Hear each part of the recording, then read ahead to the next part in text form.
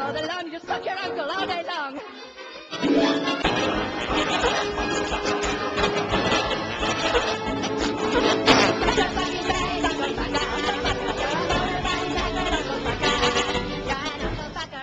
You fucked your uncle yesterday. Uncle Bucker, that U-N-T-L-E, fuck you. Hello everyone and welcome to another episode of the United Gamedom podcast.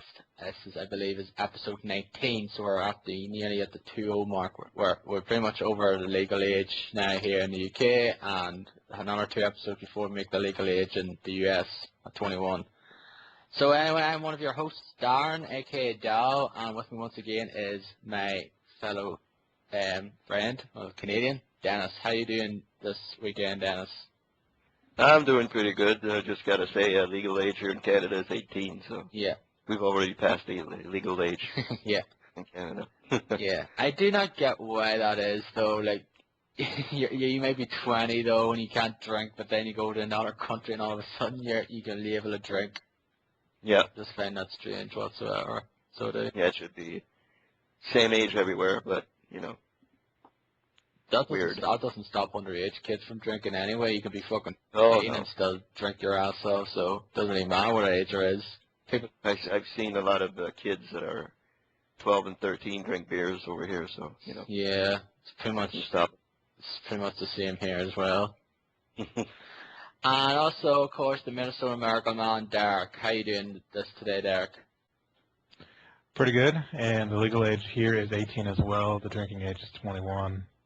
And if you're 25, you can rent a car. Hooray! So we're all 25? Yeah. Holy jeez. Okay. Over 25. That sucks. Yeah, I can buy a car. I can drive a car, but I can't rent one. Okay. Right. Yeah.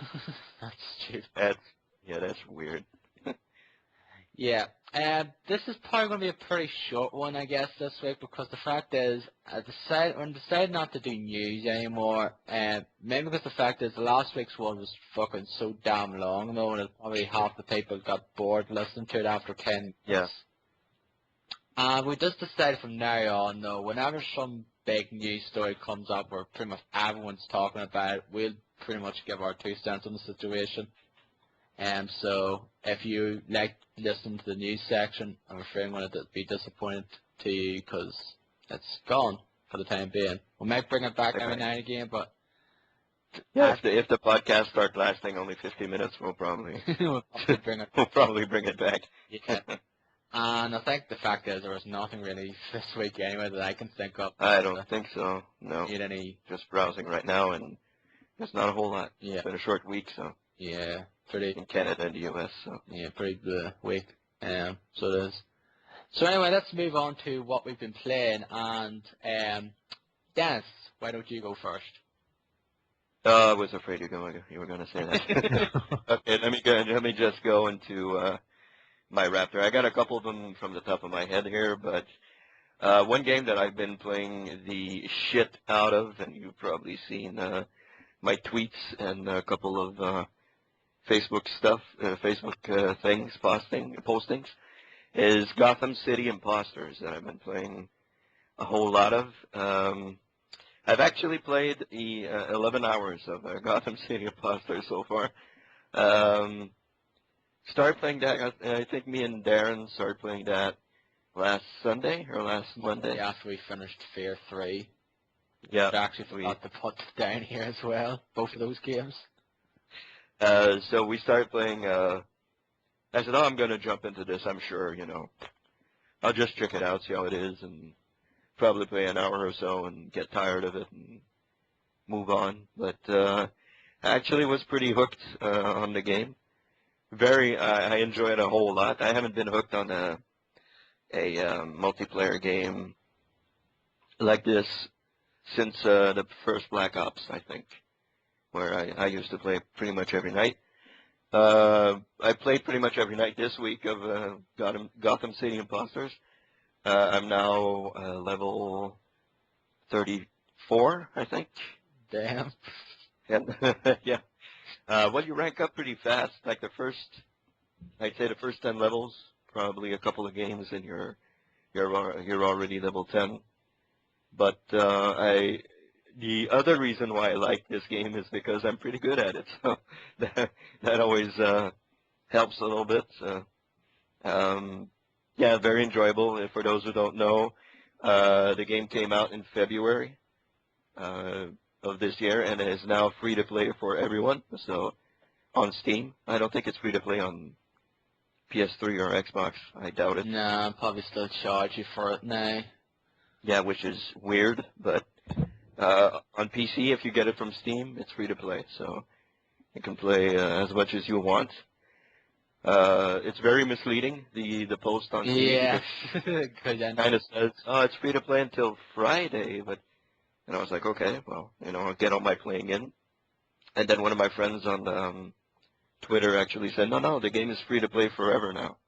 It's the DLC that they were charging, that was free until Friday. So that was a discount or something to Friday or something like that. Yeah. So it's now free to play on Steam. So if you guys want to get it, I recommend it thoroughly. It's not, fantastic. There's like only maybe 5 maps, so it's not the end of the world. And I highly doubt there'll be more maps coming down the road because I don't think the game made a whole lot of money. I don't think it was very popular.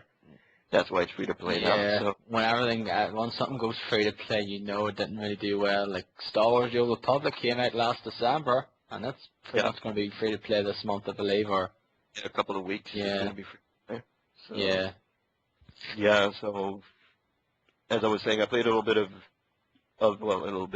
of the game. You play either as on the Batman side, on the Joker side, and you customize your character. You can buy all sorts of stuff. Like my Joker guy has boxer shorts and with hearts on them, and tank top, like a wife beater tank top for those who know what that is. And you can customize your guns, customize your entire layouts. It's pretty cool. I actually really enjoy it. I know I'll get bored of it because with 5 maps, you've kind of seen everything after a couple of hours. But I'm actually getting a little bit bored with it because I played a whole lot, like in the first couple of days last week. So I got getting a little bit tired of it. I took a little break. Might go back to it tonight or this afternoon sometime. But yeah, I recommend you guys try it out. It's pretty good. I actually enjoyed it. Did you enjoy it, Darren, when you? Yeah, I enjoyed it as well. Look, though, so that but like as I said, I know you want me to play it the next night, though. We said get on Gotham City Imposters now, and the fact is, yeah, I was in bed at that time. Yeah. So. You were in bed, because I just a tweet from you. Yeah, I was just basically falling over to sleep, and then I heard a beep. I was like, jeez, what was that? And then you said, Gotham City Imposters now. And I was like, okay. And I was like, yeah, you just woke me up. Mm-hmm. That's why I activate those things on my telephone, my smartphone.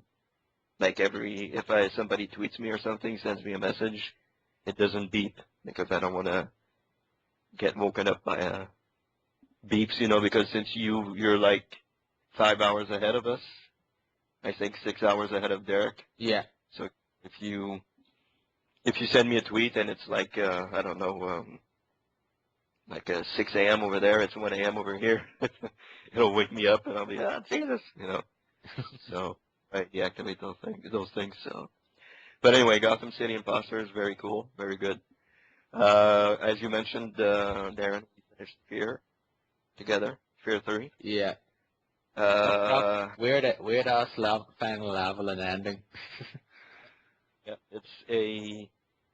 if you want to play a fucked up game, the game itself isn't that fucked up, but the ending is very, very weird. Very weird ending, especially if you get the Paxton Fettel ending. That's I think you can only get it when you play co-op, if I'm not mistaken. I assume so, though, because you be doing all the work as point man. Yeah. So, yeah. So we got the Paxton Fettel ending because I was playing as Paxton Fettel and I beat out Darren in the scoring, so we got to see the Paxton Fettel ending. Very weird, but it's actually a very good game. I was actually surprised at how good it was and enjoyable. I think you enjoyed it too, Darren. Yeah, I quite enjoyed it myself though. It's like, yeah, it makes me want to actually go and play the previous Fear 2 and like the expansions for Fear 1 as well sometime down the road. Yeah, if you want to understand the story a little bit more, play them because they actually go back to Fear 1 and Fear 2. So Yeah. and expansions also. So if you understand where it's going, you should play those. I played all of them except the expansions. I didn't touch the expansions because I heard they were pretty mediocre, pretty bad, so I didn't really play them. But yeah, Fear 3, very good if you want to try it out. And I've also been playing a bit of Rock Band Blitz. Not a whole lot of that though. It's a good game. It's a little complicated. Steph 2 Def has been beating my ass up in every goddamn challenge she sends me, so I can't seem to beat her. Each time I beat her, she goes back and beats me by 40,000 points. So I'm like, I think she's got that game down pretty much. oh yeah, she's playing a whole lot. She's got Game Genie. When's the last fucking time you heard of that? So yeah, I don't know how she does it, but she's very good at the game. I've barely touched the game, so I won't be talking too much about that one. And yesterday I purchased the pre-release of NHL 13. I played that pretty much all night last night. You know, being Canadian, it's our legal responsibility to buy any NHL game that comes out. So I always joke about that. It's not true. People don't be spreading rumors, but you know. I've been playing somewhat of maybe 2-3 hours of that last night. Still very enjoyable. It actually plays a lot better. It actually looks like a real hockey game now. Like they retweaked the motions of the players, the skating, the hitting. Everything's been retweaked. Plays very well. They fixed a couple of bugs that were in the demo, which is good because the demo was a little bit off there, but they fixed that, and it's very good. It's very good so far. So very enjoyable game. Recommended to people who like hockey. And you can create female players now. So I changed my male player to a female player. So I'm playing as a girl now. So that's pretty cool. So yeah, recommended also if you like hockey. And I guess that's pretty much what I've been playing this week. Not a whole lot more. Yeah, and what about 13's probably, I think it's out next week here as well, or the week after. So we usually get it around the same time anyway. It's out next Tuesday. Yeah, we might get it next Friday or the week after. Depends. Mm-hmm. And FIFA's coming out in a few weeks' time as well, so I'm sure you'll be getting it as well. Mm-hmm. Might get it. We can play together online. Might get it. Get our accounts hacked. It's going to be fun. Hopefully that problem's been fixed now, because like I think the last one was the first time that ever happened now. Yeah, if you don't play the card game. I don't play the card games on those games, so. No, I think if you had FIFA 12 whatsoever. Really? That happened. Not only... I think some people did mention the fact that even if they didn't go anywhere near that whole card thing, even if they sort of had it on their account, or I don't know, I think I might have heard that even if they didn't play the game, but I think as if you actually had FIFA in your thing, then it's going to be made easier for those people to hack your account and spend your money on those stupid card things anyway. Yeah, well, I've tried it in the NHL, and I don't really enjoy it. I know a lot of people are very much into that, but I don't get into it. I kind of find it a little bit boring, to be quite honest. So. Yeah, anyway. I wouldn't appeal to me either. Yeah, you have to pay for the cards also, so that's a big downer for me. But well, you have to pay or have to play It's kind of like Mass Effect 3. You know, you have to play a whole lot to get your packs, and when you get your packs, you don't necessarily get good stuff. You know, even if you buy them, you don't really get good stuff. So I don't know. That whole thing doesn't really appeal to me at all. So we shall see. Anyway, FIFA 13 has the Montreal team in it now, so guarantee I'll get it this year. Play as the Montreal Impact. That'll be cool.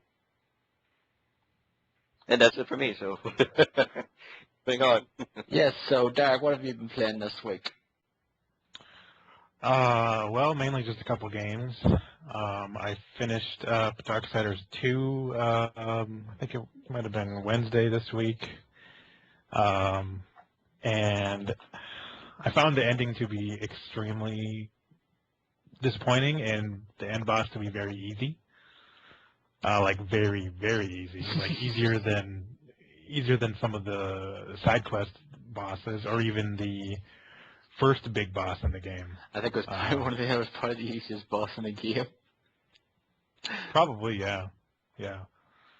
It's almost like they just kind of ran out of time and they had to finish the game and they're like, threw together what they had for the end boss and shipped it out the door and that's it. I don't know, and the ending just didn't really do much for me. It seemed like the way it was going, you're going to have a choice to either sacrifice yourself or tackle him. Yeah, but it didn't give you a choice. Yeah, I thought that was going to be the case. Yeah, I thought that was going to be the case as well. Like at the end, it's like you have a choice here. Do you want to sacrifice anything to save humanity, or do you want to resurrect or whatever? It's like nope. Basically, you're pretty much stuck with the one choice. Yeah, so I don't know. I really do like the game a lot. I love the art style. I love the combat system.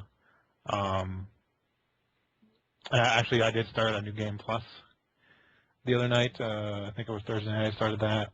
I think I only got to maybe the first or second dungeon so far. But what I'm going to do is use a guide to find all the collectibles this time around. The first time I was able to find all the Book of the Dead pages by using a guide to find the last 6 I was missing, and then I ended up with the majority of the relics and the stones, but I decided I didn't want to bother with those because trying to find the ones I was missing was just going to be way too time consuming and just overall just a waste of time. You would have just found the game boring and it probably would have hindered your enjoyment of the overall game a little then. Yeah.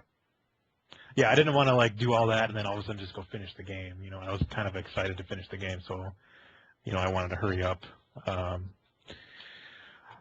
So yeah, the New Game Plus, I'll definitely do that, and I think we'll be talking about guides a little later. Are you doing the apocalyptic difficulty? Yeah, I did. Yep. Okay. And so far, it's not hard at all, really. Well, you're leveled up now, so that might make it. Well, that's true, but the enemies are my level as well. Yeah. So it's not like they're way higher or anything. But so yeah, we'll see how difficult that is. I thought Gorewood was going to be tough because I beat him again on my New Game Plus, but it was a lot easier than the first time around. I suppose because I have way more skills and stuff. But yeah, and better weapons and abilities not there. Yeah, exactly. Right, and then I have my health steal that basically just gives me constant health regen. So it almost makes the combat a little too easy, I think. But I mean, I don't know. I guess it's probably going to be necessary if you do. Isn't there an apocalyptic difficulty? Or I mean, not. There's a nightmare. Yeah, which is pretty much hardcore mode. How do you even activate that? Because I tried to select. I selected apocalyptic, but it wouldn't go any further to nightmare. I wonder if you have to do it on apocalyptic first. Yeah, probably. That's what I'm thinking. Do that, or you can't do a New Game Plus. Did it unlock nightmare difficulty for you now? It said it did. Yeah. Right. Maybe it's something in the options. A new game, like a straight up new game, not a New Game Plus. That could be. Yeah, it's either that or you have to do it in the same difficulty you did the game on, or something. I don't know. Maybe not though. But yeah. Well, I was able to do my New Game Plus and select the new difficulty. Yeah. Okay. It's kind of weird. Yeah, but that's pretty much it's hardcore mode. So basically, you have to go through the game, and if you die, you're pretty much at the start of the game again. Okay. I think there should. I don't know. I think there should have been an achievement tied to that. Yeah, I don't think there is because there's not. Really? There's almost no point unless you're just some elitist. You get like 100, 210 points, I think, for completing the game on normal, like completing the game in normal and any difficulty, normal and apocalyptic, which I got. So yeah, I think at the end you had more achievements than me, but I think once I beat it, I got maybe all of them that you have except for the one for beating it on apocalyptic. 'Cause I don't think there's anything else that you did that I didn't. did you do that thing when I mentioned you? Because you asked me a while back there, what was our secret achievement? Oh yeah, I did that. The high dive Yeah. or whatever. Yeah, I did that. Yeah, there's no way you'd be able to figure out what that is unless you just happen to randomly jump off the thing 3 times in those specific spots. No, I looked it up though, because I didn't know what it was myself. I think I looked it up. I seen it on YouTube. It's like, okay, that's where it is. I don't think I actually did that dungeon yet. I think it was the next dungeon I had to do. Okay. Did you have any glitches in the game at all on yours? In what way? Well, let's see. First of all, did it freeze on you at all? It froze me once during my playthrough. Oh, it froze on me probably about 6 times. Jeez. No, it froze me once though. I think it was like, yeah, it was at the, what the fuck was the demon world called? Shadow's Edge. Okay. I was on my way to the pretty much the final dungeon in the game, Blackstone. I was pretty much where it froze on me, and that was it. Okay. Sometimes actually the audio kind of went down, and I don't know if it happened to you, but like the audio kind of went weird as well, kind of like faded down a little, and was a bit quieter as well in certain spots, like maybe once or twice it happened with me.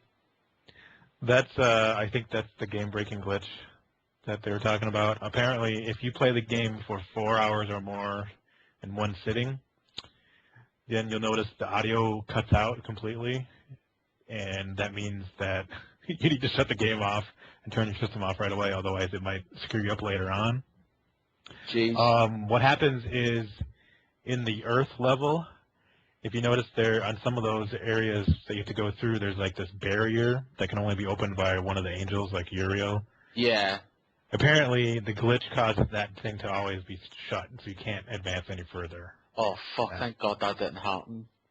So that did not happen to me when I played through the game, the story part, but when I went back there to try and find some Book of the Dead pages, I couldn't go into the second area, because there was one area you can go through, and then there's a second area that was blocked off, and I couldn't access that, even though it was open, like I could see through it. Oh, it was really weird. Because earlier in the game, during the one where you have to find the 3 souls for the king, like the king of the dead or whoever. Oh, yeah. Guy. There's a cutscene there, and the audio completely dropped out. I even had subtitles on, and most of the time the subtitles didn't even show up. So I was like, what the heck? I can't even tell what's going on. So then I looked it up later, and apparently that's the start of the game-breaking glitch, is that. So luckily it didn't happen until me, and it didn't really affect me overall. But it was pretty close because I couldn't go back. I still can't go back to Earth. Well, I suppose I can in my new game plus now. But, yeah. No, that didn't happen with me. Thankfully, no. Actually, there was one point where I actually thought it would fucking. I thought, oh, please don't tell me this is not going to happen now. But it was in the Arbiter's Maze. Okay. I think I got the the legendary weapon you mentioned last week. That I think the Black Demise, the saves. I got it though, and there was the portal didn't come up. I couldn't go back into the portal. I was stuck there, and I had to save, and I went back to oh fuck, please don't tell me it's not going to. And I luckily just saved back at the starting room. I had another glitch in that area where so one of the rooms where you have 4 corners of like the compass, north, south, west, east. There's these gates that go up and that block you from going through until you defeat all the enemies. What happened is I somehow launched one of the enemies, like a prowler or something, over that gate onto the other side, and I couldn't reach him, even though he's right there. And I could still hit him constantly, but he wouldn't die. So there was no way I could advance. I had to, save and quit, and then I had to redo that whole level all over again. That sucked, yeah. Because I was at my my last one to get out of that level too. You know, Oh You yeah, have the to do- last strip, yeah. you have to do like north, south, east, east, or something to get out. So yeah, I had quite a few glitches. Luckily, nothing too terrible that stopped me from playing. But I guess there was a patch that came out just the other day. Yeah, that must have been. I think it fixed the game breaking glitch, but I don't know for sure. I don't think it's come out here yet now. I read up on it though, so it did. So Did it say that it's supposed to fix that stuff? yeah, it said game breaking bugs or something. It fixed a few other things as well. I forget what they actually said now, but I did look it up. It sounded like it fixed the PC stuff more than anything, but they did fix the one issue for the console games. So yeah, overall, I really enjoyed the game. Story is not all that great, but the world is really cool. The voice acting is great.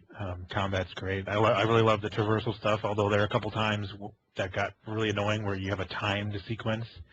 Oh yeah.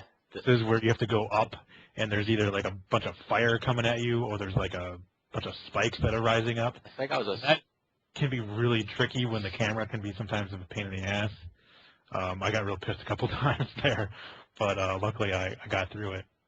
Yeah, we happened to me twice. I think only twice in that game I had to do that stuff, and luckily I did both in one go.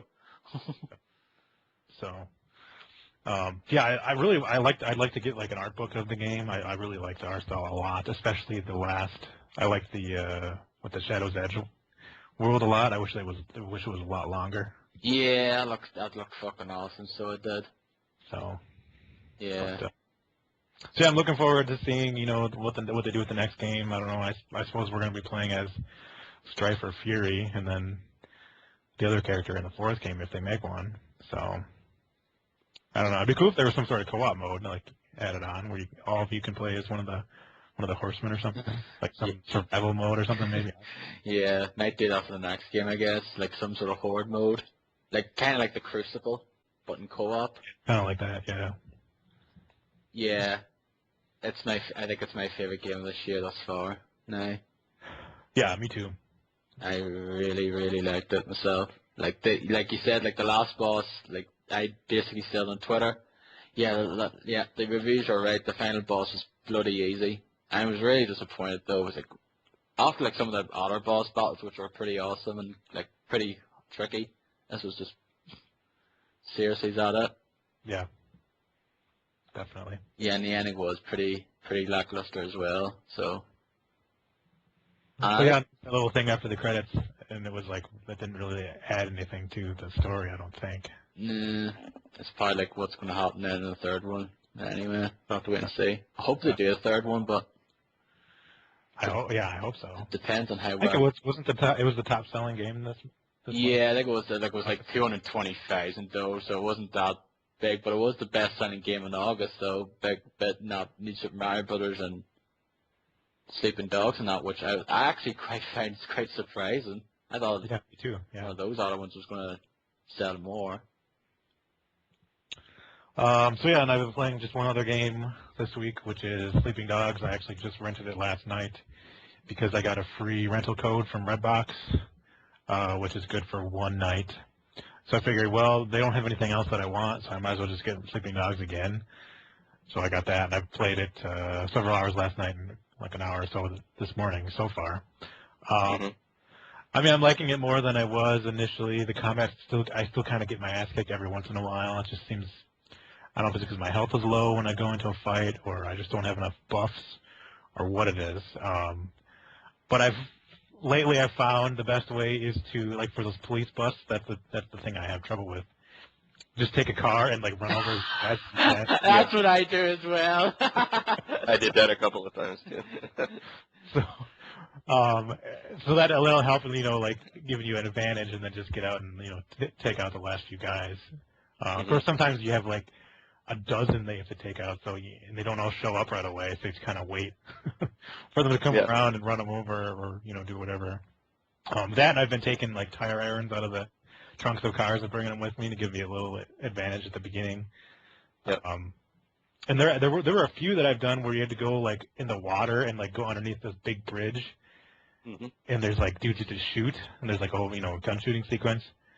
Those are kind of cool. Yeah. Although the guys kind of, after you take out the guys that are in the main area, then there's these dudes that'll sneak up on behind you out of nowhere and just shoot at you, and those can be a little difficult. But I do like the gun stuff. I wish you didn't just get arrested when you have a gun, because I unlocked the ability to get guns out of cop cars in the trunks.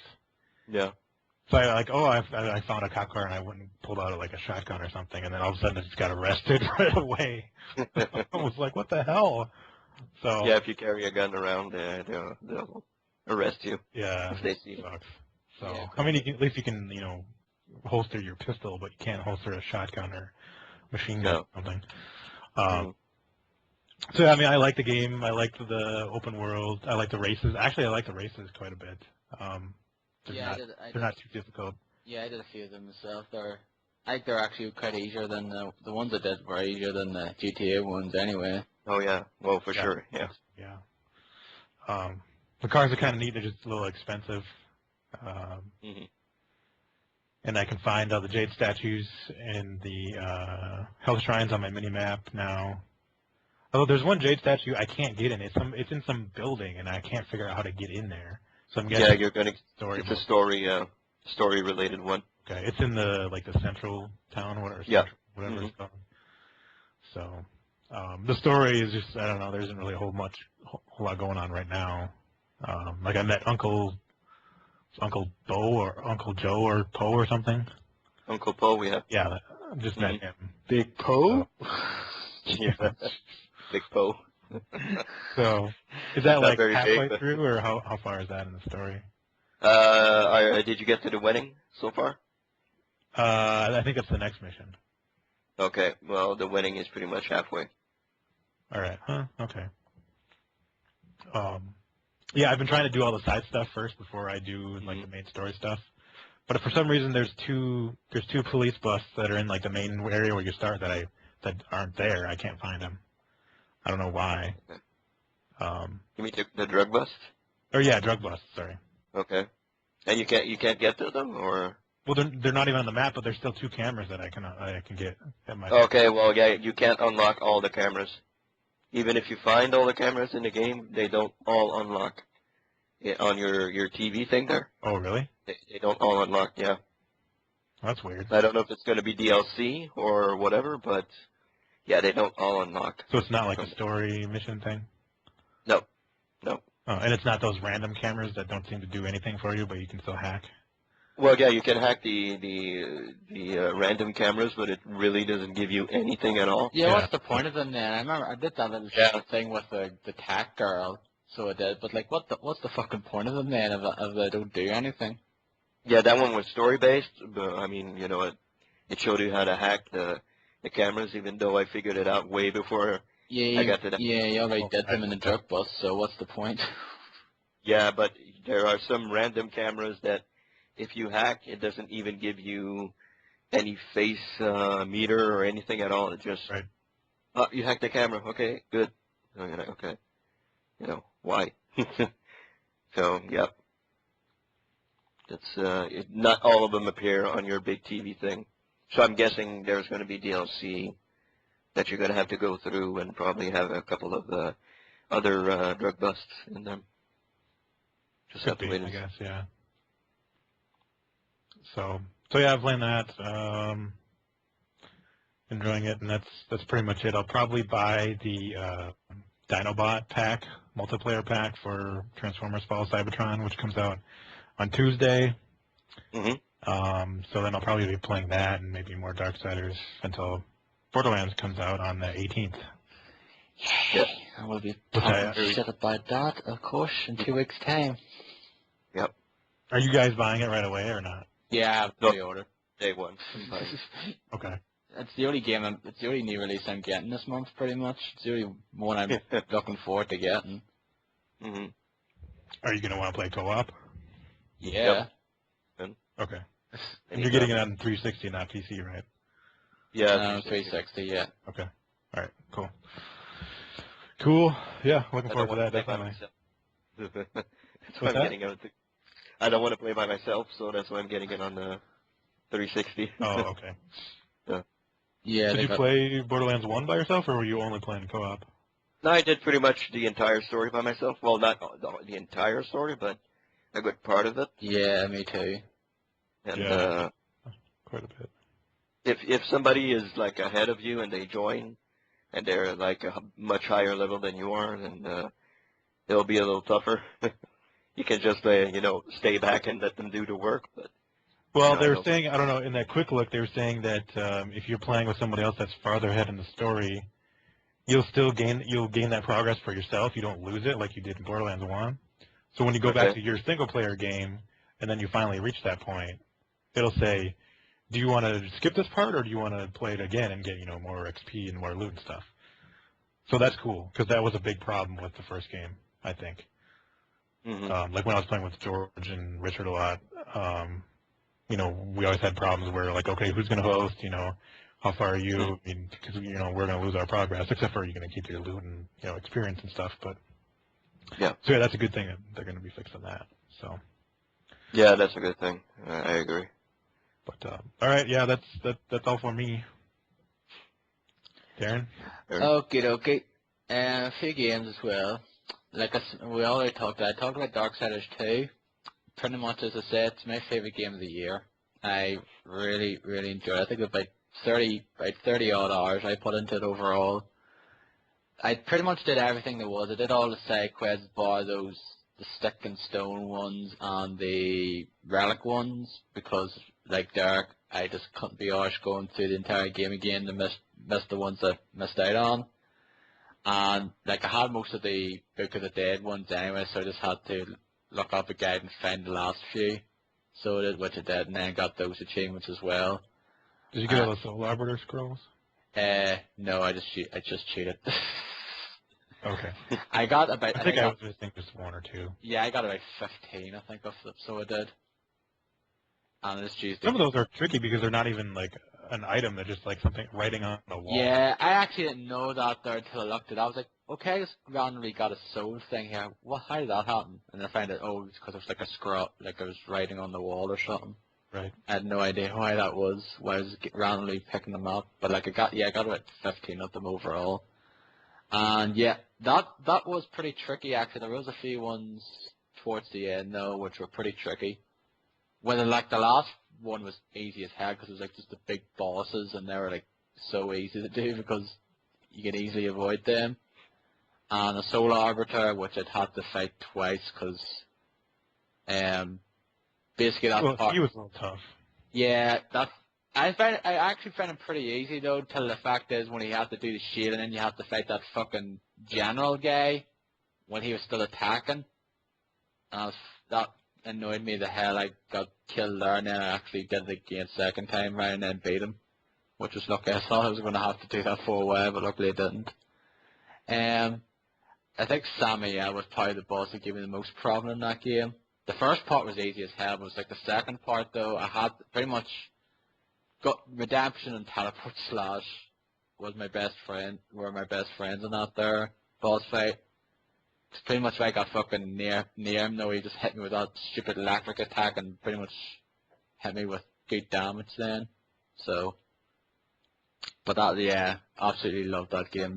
Pretty much my favourite game of 2012 at the moment. And Borderlands 2 is probably the only game that could top it, because there's nothing else that I can see coming out that's going to top other than Borderlands 2. Like, what is there? Assassin's Creed 3? Halo 4? Don't think so. Sleeping Dogs I've also been playing as well. I finally got a gun! Yay! I did that mission, you get the gun. Darren's got a gun. Yeah. We don't keep it though, right? Yeah, but like I finally used like gunplay in the game as well, which is great. I think Well, you can keep the handguns. You can put it in your, you can stash it away, and you can keep it for the entire game if you want. What do you mean stash? You mean holster it, or do you Like mean you holster it? Yes, that's what I meant. Sorry. Oh, okay. You can holster it, and you can keep it pretty much the entire game. But as soon as you pick something else up, you drop that. So if you pick up a bat, if you pick up a wrench, or whatever, you drop that. So. Because I didn't. I had a pistol, and I could pick up like a knife and a cleaver, and I still had my gun. Really? Yeah. Even like a Okay. machine gun, I still have my gun. Okay.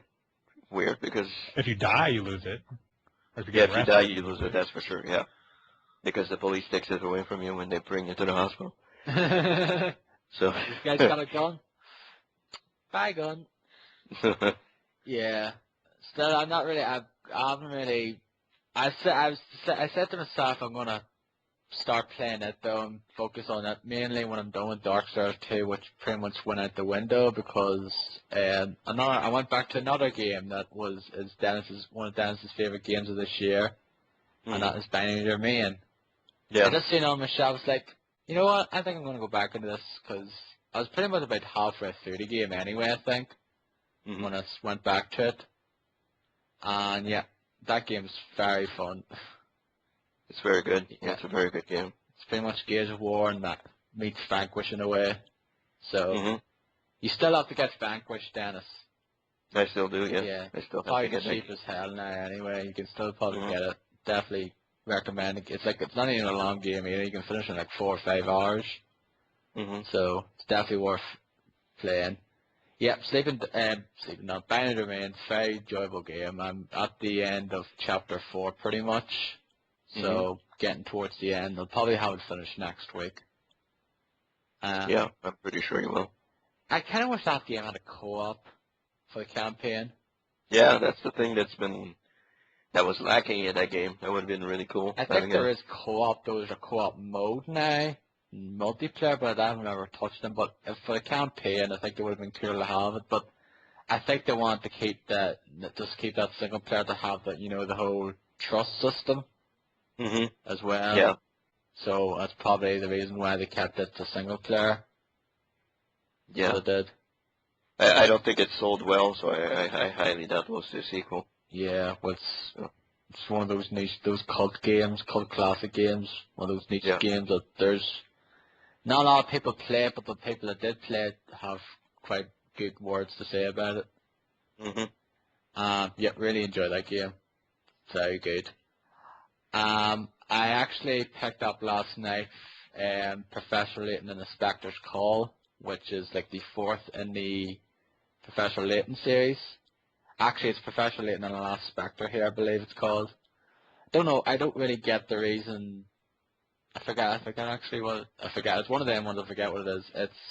I don't get the reason why they have the different names here. Like, the only one in the series that was the same was the first one, where the other ones are different. I think the second one was Professor Layton in the Elysium Box in America, and I think it was Pandora's Box here, Professor Layton in the Lost Future, and Professor Layton in the Unwind Feature here, and this one here as well.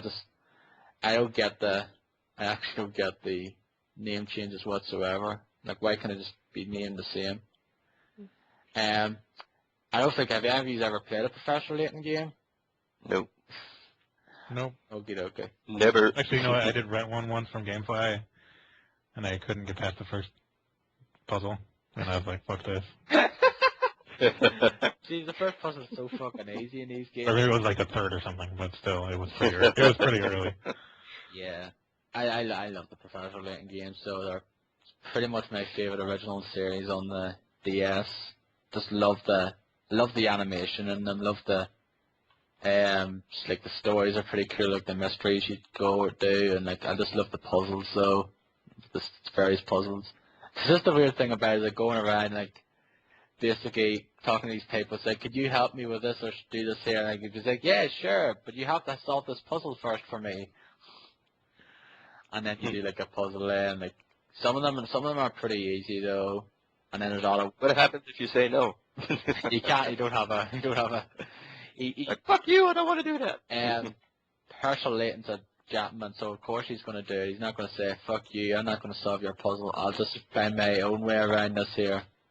Look at my hand. He's a distinguished gentleman, so of course he's going to help people with their puzzles.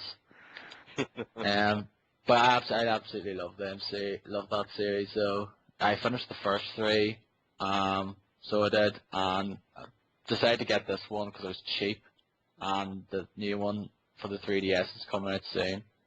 Just very I know enjoyable. it's What side? a very beloved series, I know. A lot of people like it. Yeah. It was announced that there's a sixth one coming for the 3DS, and apparently it's going to be the last one as well. So that's a shame, I guess, but I think it is probably best it's ended as it is, because the fact is there's been 6 of them coming out, and it is getting a bit memey, but stale now. Like but I still really enjoy them though. I can easily play them. So there's some easy puzzles, like you have to, like certain like ones you pretty much have to cut, like switch around things and things like that. Switch around, you know, certain items to make this thing for a certain person, and other ones these fucking sort of equation ones. Like Jesus Christ, this is fucking a puzzle or bloody algebra.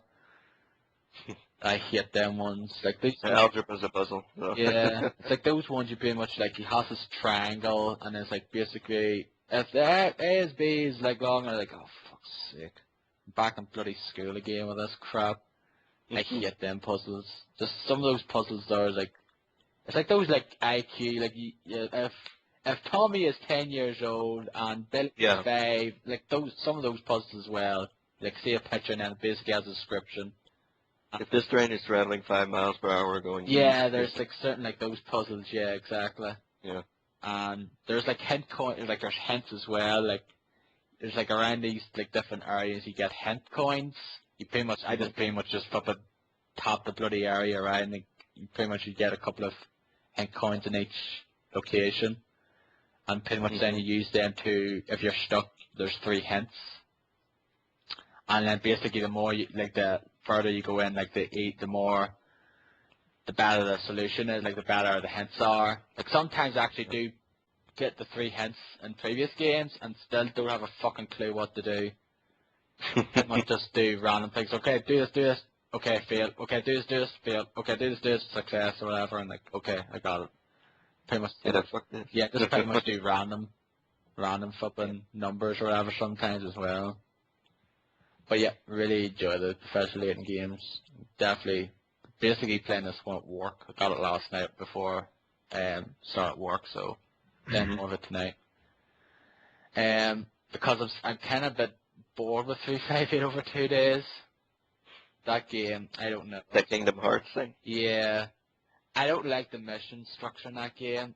It's very boring. It's just like, you pretty much do missions in the same fucking areas though, like, oh my god, this area again for the 50th time. And like, most of the missions are the same. It's like, go investigate this area, get this item, kill this Heartless, kill Heartless or whatever. It's like, yeah, god, it's just pretty much a fucking monotonous game. If it was just basically structured like the previous ones, I wouldn't find it so boring, but it's just boring. Like, it's not like a really bad game now, it's just boring. It's just like, I don't like the mission structure whatsoever. So, I might just leave it aside for the time being, with Play for Good. Well, I might just skip it overall and just look it up and then go to Birth by Sleep and the other ones, because they're a bit more like Kingdom Hearts than that there. Okay. And final 2 games are for the iPad. One of them is called Fortcat. And you're probably thinking, what the fuck? Fortcat is done by this Summer Camp Studios. And for people who remember a certain guy called Rich Gallup from GameSpot fame, back in the 07 days, was the host of the Hotspot, the very first podcast I ever listened to, and the On the Spot show which I did every Thursday at 4 p.m. Pacific, when sometimes I stayed up till midnight to watch it. And some of them were great and some of them were not so great. Yeah, most of them were fantastic though. They were always pretty good. And I kind of was a bit down when he left as well, because it was like Jeff then took over, and to me it just wasn't the same then. Yeah, it was the beginning of the end. Yeah. Okay. of the GameSpot what we pretty much knew and love. Like GameSpot, I still visit now, but it's like there's nothing really there anymore. Like the only person I really pay attention to is Kevin Van Ord. Hmm. He's the only guy I really pay attention to. Like, Well, you pay attention to Danny, of course. Danny as well, but like this, like the US team now, I'm Yeah. particularly talking about now. But yeah, like the UK, like in terms of UK, Danny, I like the Escape from Mount Stupid he does, and I tend to watch some of those UK stuff, like the Start Select and stuff like that now, but Hmm. I don't listen to any of the podcasts anymore, because like, say after Jeff left Hotspot, I never listened to another Hotspot, Hmm. I didn't. And the site's always fucking broken. Yeah. It's always broken. These days, it's like, Jesus. I went on earlier today to check out the news. Couldn't even access the news. Always got a 404 error. Forbidden. I don't know what they're doing over there, but Jesus Christ. Site's always broken. So, Yeah, so that's pretty much 6 years later, and it's still not perfect. yeah. I was supposed to do a D-Boys Den week-long thingy, which never fucking happened because the site was broken, so Yeah. that's really crappy, but, you know. Is that the reason why you didn't do it after the second day? Yeah, I did like, well, I actually did one day, then I went to do it the second day, and it was broken, and then I did it again, and then it was broken, and then I said, fuck this, I'm not doing it, not gonna do this, not gonna go through the pain of posting everything, so fuck it. I wonder if they still have that stupid ass fucking system where you can't write down classic or style or anything like that in the blog. I don't Yeah, think, I mentioned that. I don't know. yeah, I don't think they do, though. I I wouldn't don't be think surprised there's if they did. Yeah, because they use like an archaic writing system, Hmm. and it's really like Giant Bomb's never down. Giant Bomb always works. Like I rarely go. It never happens that I go on and it doesn't work. It's like the very rare occasion that it is down though, but not for long.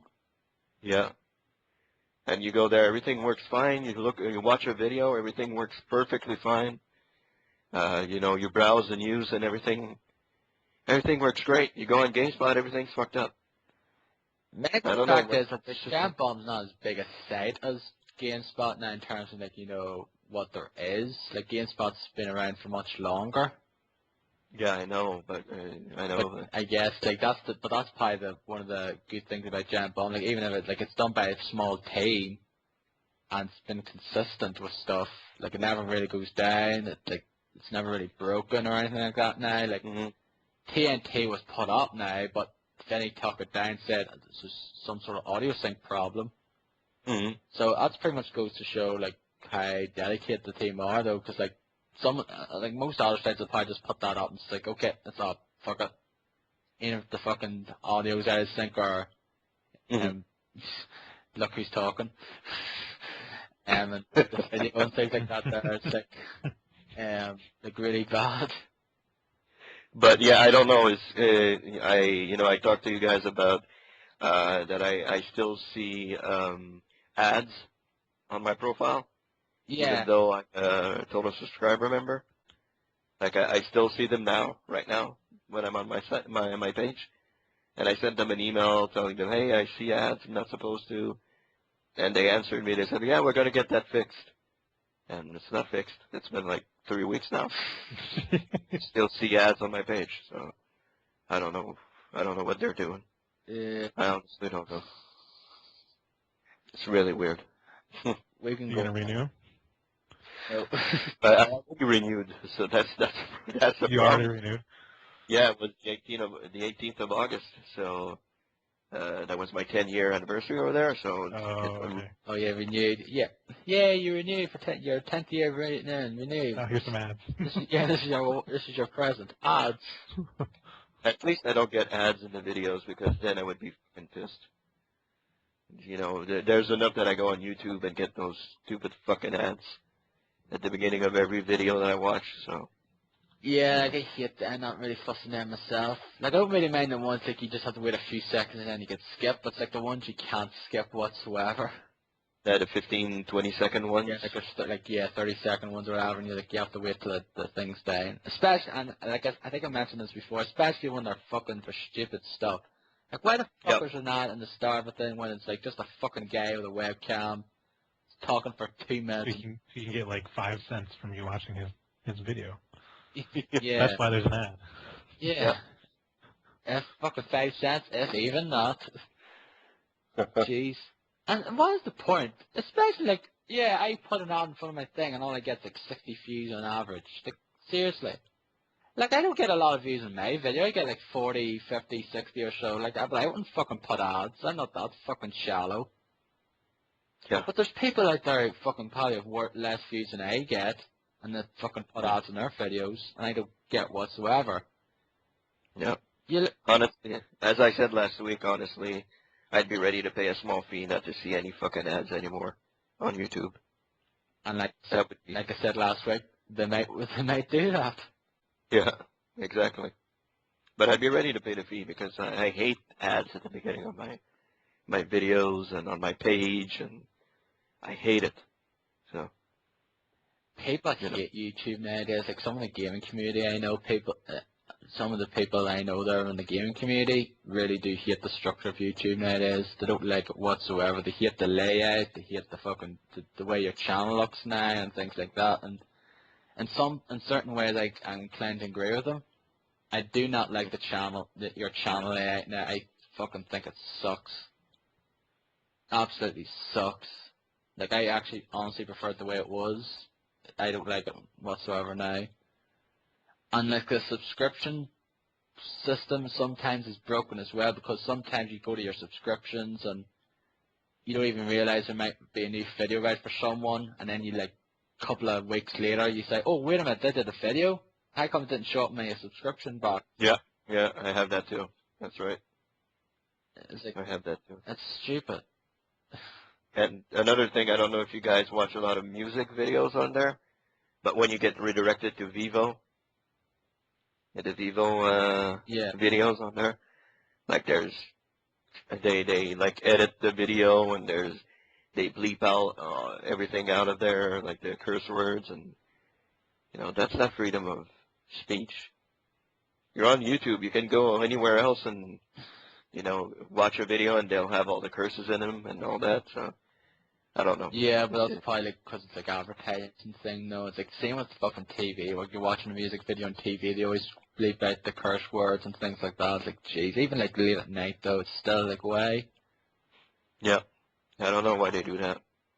If you don't want your kids to watch that, don't make them watch it. If you don't want the curse words, don't watch the thing. You can't like have nudity or anything like that either on YouTube, which I can get. I can get that. I mean, nudity, if it's done in a creative way or something like that, I would say, okay, put it on there. But, I mean, if it's porn, right out fucking porn, no, okay. That's cool. Don't put it on. You need to go on YouTube to look for porn. There's like fucking endless amount of sites to go for that. You can go on Daily Motion and you can find porn there, no problem. Yeah, there's just, I can name a few as well. Yeah. There are a couple of them out there that you can easily easily access porn that doesn't cost you a cent. So. Yeah. We could start naming websites. Yeah. We could, that's, this is the United Porn Gamedom or United Porndom podcast. United Porndom. Sure. But anyway, back to the topic at hand. Little tangent there of GameSpot and all that. Nobody watches porn anyway, so. Sure they do. Yeah, nearly every fucking male on earth watches porn, or most males watch porn. Everybody says they don't watch porn, and then you get a billion-dollar industry. But yeah, there's all different types of porn though. And some of it's like, standard stuff. It's like, that's stayed on. And there's like the fucking really sick stuff. Like, really, it's like, who the fuck gets turned on by this stuff? Like the My Little Pony stuff. Oh yeah, the clappers. Yeah. Yeah. Well. Yeah, we're not going to mention that again. Basically, I have to thank the Rad Rascals for introducing me to that term. I had no idea what it was beforehand. Yeah. Anyway, back to Fort Cat.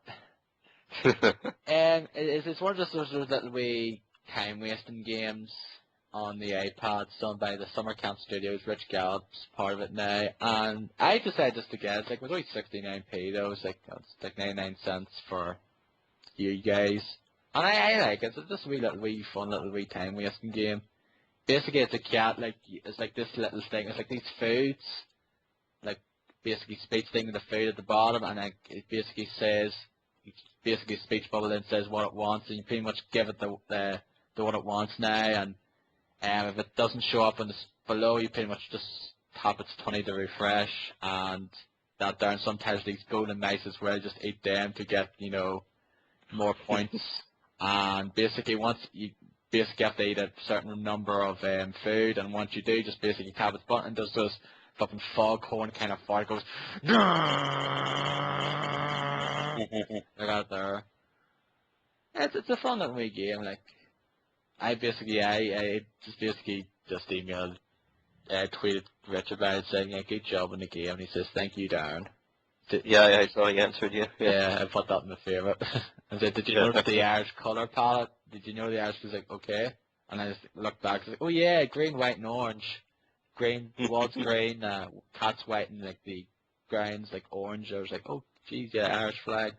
Didn't notice that before. Now I do. And like Danny O'Dwyer's seen it as well. I was like, oh fuck, there I see it as well. Yeah.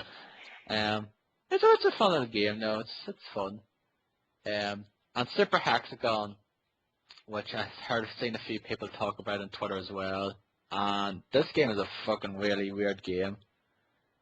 I actually can't really describe it though. You probably just have to see it for yourself. It was another 69p game, not a cheap app game as well. It's like this. You pretty much use your tap the screen, and you just move this little arrow about to avoid these sort of obstacle things, like the hexagon and lines and that there, just to maneuver your way. But it's not easy whatsoever. You're pretty much going to get game over 50 million times. Game over. But it's one of those games you just want to try and improve on and try to beat your friends and that there as well. Kind of like you with Steph with Rock Band Blitz. Mm-hmm. Pretty much along those lines.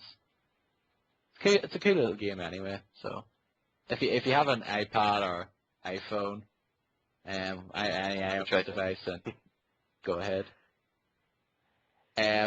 But you don't though. You're an Android, aren't you? No, I have an Android smartphone, which I fucking hate, but anyway. Android and Facebook do not work well together. Let me just say that. If Facebook keeps crashing on my Android phone all the time. And, I've never had any problem with it. Of course, I don't use it a whole No? lot. What phone is it you have? I have the, what is it again? The Nexus S.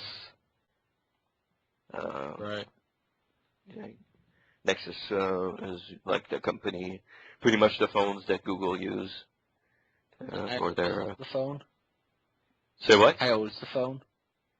It is probably 3 years, but I know the new, what came out 3 years, I got it a year ago maybe, but I know the new Galaxy S3, the new phone that came out from Samsung. I heard it's very good. Apparently it's extraordinary, so I know that would probably cost me a whole lot of money to change my phone right now, but I'm really thinking about it, because my phone that I have is really not good. Yeah. I use my iPhone though, but I just use that's basically an MP3 player at this point. Yeah. I don't have enough space on my phone for MP3s. I have a little iPod, little mini iPod that I carry along. Yeah. Yeah, but like I used to have an MP3 player, but it still works though. But the fact is, I wasn't able to add songs onto it anymore. Kind of fucked up though, and then and then just basically say, oh, fuck it, there's no point, I can't add songs or podcasts or anything like that anymore. It's like, that's not very good. yeah. I had it, I was like, about 3 years or so, nearly like 3 years I had it, and kind of just bit the dust. I still use it though, I can listen to the radio like it has like an FM thing on it. I listen to it now, which is pretty much all I use. But the fact is, after next Friday, I'll only be going to use it once a week. Because a show I listen to here in the UK is ending next Friday, and after that, it's only going to be once a week every Saturday night for Saturday Night 80s, and that's it. Okay. I can't because I don't have an FM thing for my iPhone, so that's why I keep it. But when it bites the dust, I'm probably going to get it some sort of, I think it's like these little FM transmitter things you can get for your iPhones and that there. But I think you can download something on iPhone, right, that you can listen to radio on? Yeah, there is. The thing is you have to have like a Wi-Fi connection. There's none in the work, so that's why I have to use that ad open. Okay. Yeah, so that's pretty much the reason why I have to do that. Mhm. So did you hack your iPad? No, or I didn't. iPhone? Because no, I didn't. Because the thing wouldn't work. I downloaded that Absent thing to like use, but the thing wouldn't fucking open. It would extract the thing, open it up. It's like, do you want to extract it? So I was like, yeah, and then just extract all these different fucking things. But the thing actually wouldn't open. Then the window wouldn't show up. I was like, yeah, this isn't working. So screw it. Hackers. Goddamn. So when you jailbreak your iPad or iPhone, does it let you access it as if it was like a flash drive or something when you hook up to a PC? I have no idea. Oh, okay. I only wanted to sort of do it to get emulators and ROMs for like games I own, so I can just play them portable style. Like pick up my Wiimote and play stuff with it. But like, yeah, no, can't do that. Cause that stupid thing won't actually open up. Don't know why. It's like the right one and all, but it just wouldn't open. So I was like, yeah, not gonna bother with this. I'll just keep it the way it is. If I want to play emulators, I'll just play it on the PC. It's been a long ass time since I've used emulators and ROMs. Have any of you guys ever used ROMs or emulators? Nope. Never. Yeah, there was a time when I used quite a bit. Mostly just like MAME stuff, like arcade games. Yeah. And then some, import games, like some Super Robot Wars. I guess that was the main thing. Some other stuff too, but nothing like, current gen or anything like that, or even, PS2 or anything. No, I used them back like, a few years ago for like, older stuff like the SNES and Mega Drive and things like that. Yeah. Like I used to have a GBA emulator though, and that's I played like a good bit of the Mario Luigi Superstar Saga on it. And then I ended up getting the game then and just played it on it then, on the GBA. And I've actually got a disc full of NES games and a disc full of Genesis games for my Dreamcast that somebody made for me way back, like 10 years ago. It's got like just about every NES and just about every Genesis game on it. Yeah, I got a CD on disc as well on eBay there. I forget, it was like a few years ago. It like had like all these RPGs for the SNES and that there as well, and the Mega Drive. Like all the ROMs for all of it though, but I don't know where it is. I think I lost it somewhere or threw it out. But like, it's pretty cool though anyway. Like, I really like using ROMs though. And the thing is like, sometimes like, I know ROMs are illegal and that there, but the fact is, in some cases, ROMs are the only way you can play a certain game that you really want to play. Because some of the games are so fucking expensive, you're not going to basically go out and your way to pay like a couple of $100 for this game. Right. I'd just rather just play it on a ROM and for free rather than fucking waste $200 for it. So anyway, moving on now. That pretty much was a long ass fucking segment, thanks to me. Let's get going into the question of the week. And what was the question of the week again, Dennis, to remind those people? Yeah, let me just pull that up here. It was, what is your favorite gaming device of all time?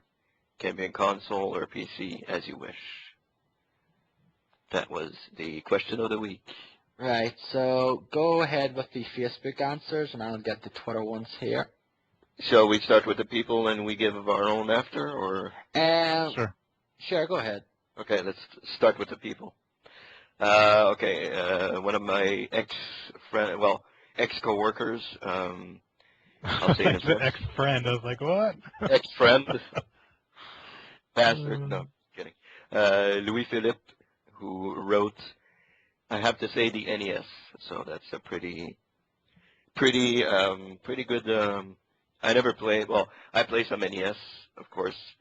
I was thinking of the SNES, but I think everybody owned an NES at least once in their life. Their Except, first Nintendo console. well, So. yeah, if you're like our age, but like if you're younger, you wouldn't like your first system could have been like a like your PlayStation or Yeah. But like people of our age, like in the 30s, like 20s, 30s, 40s, or whatever, definitely that would be one of the main ones. The first, like it was pretty much the first one I remember having and growing up with though as well.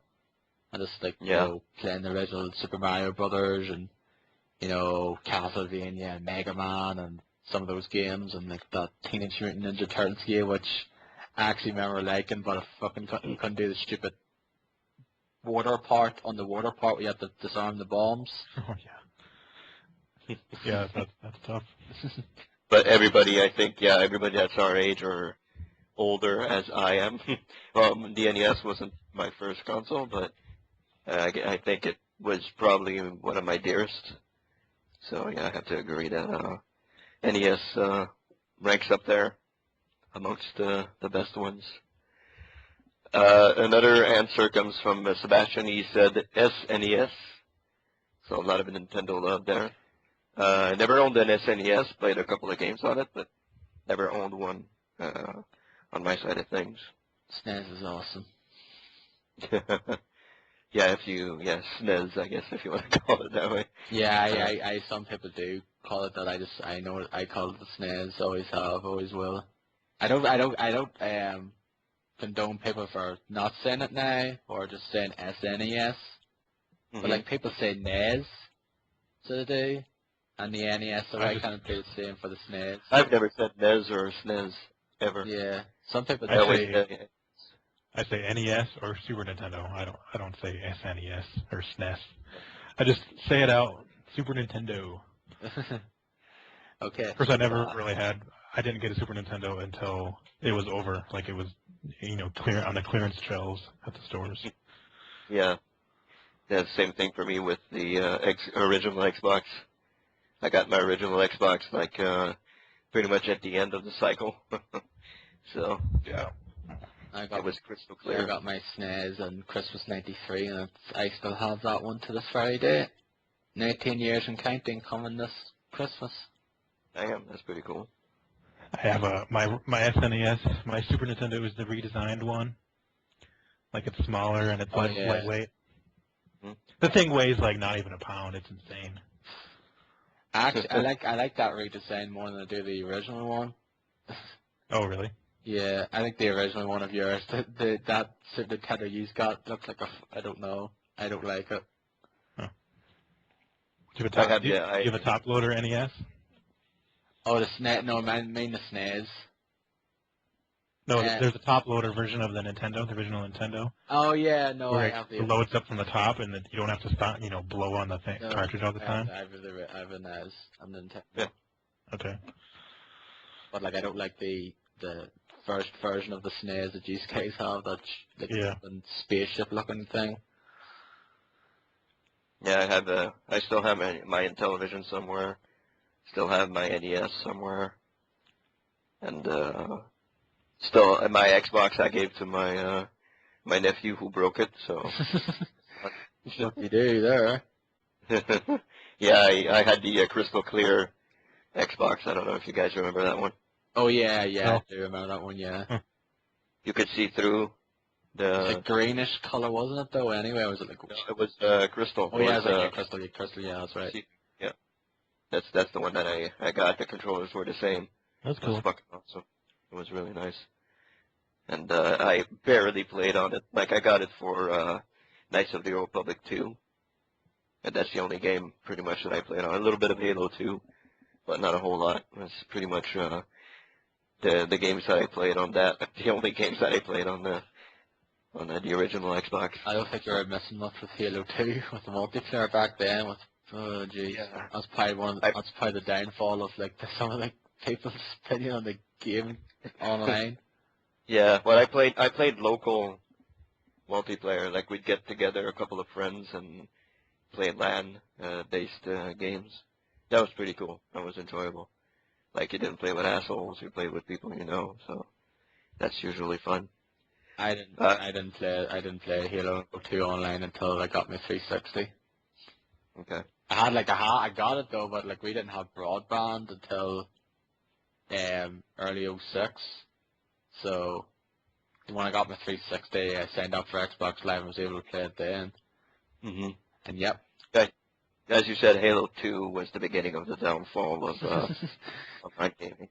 Yeah. So for some people's perspectives, no. Some people say it's Call of Duty. Some people say it's Halo because, like Halo, the multiplayer was great. It was like, well, it's very fun though. It's just the fact is the community sucked. There's a lot of people just.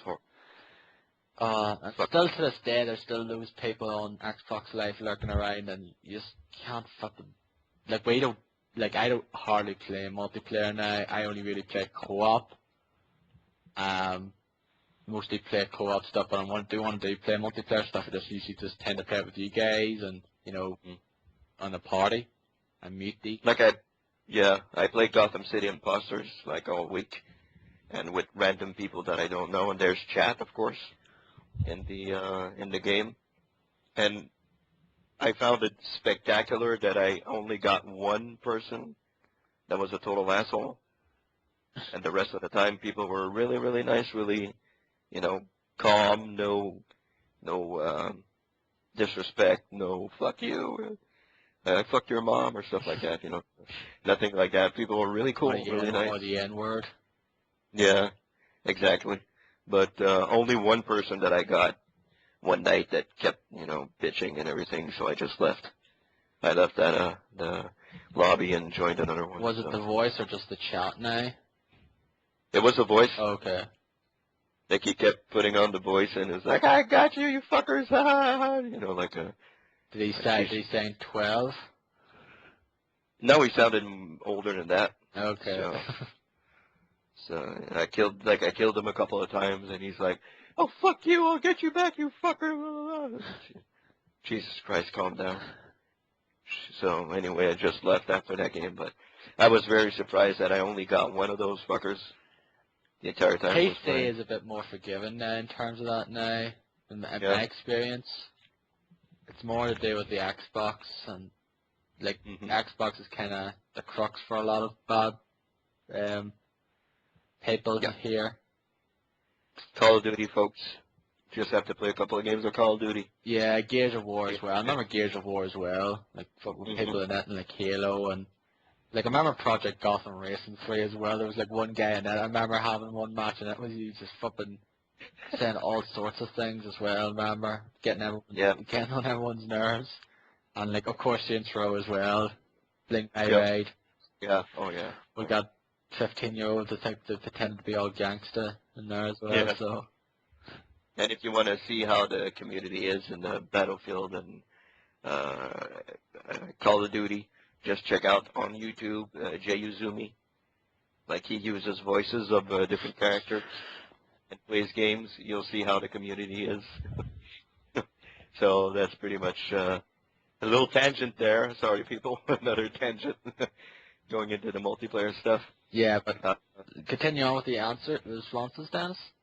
Yeah, one more because Derek answered, but he'll do it after after the people answered those. Did you mention Sebastian Walker, or however you pronounce that?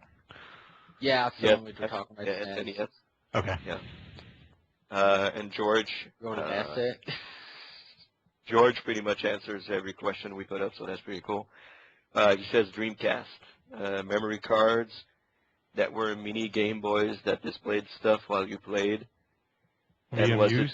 Yeah. That's what they were called, VMUs, Visual Memory Units. And was it Skies of Arcadia or Grandia 2 that had a mini game you could play on the device offline? And when you plugged it back in, you could upload your winnings to your campaign? I don't remember that. There was you could feed your Chow and Sonic. Yeah. There was a few little mini stuff for those games. But I think there was something for one of those games. Yeah. Probably, yeah. He continues on with built-in modem for playing sports games online, like guns, dual keyboards for co-op typing of the dead. Typing the Dead is awesome. I've never played that. I really want to play it though. It's not too bad, too.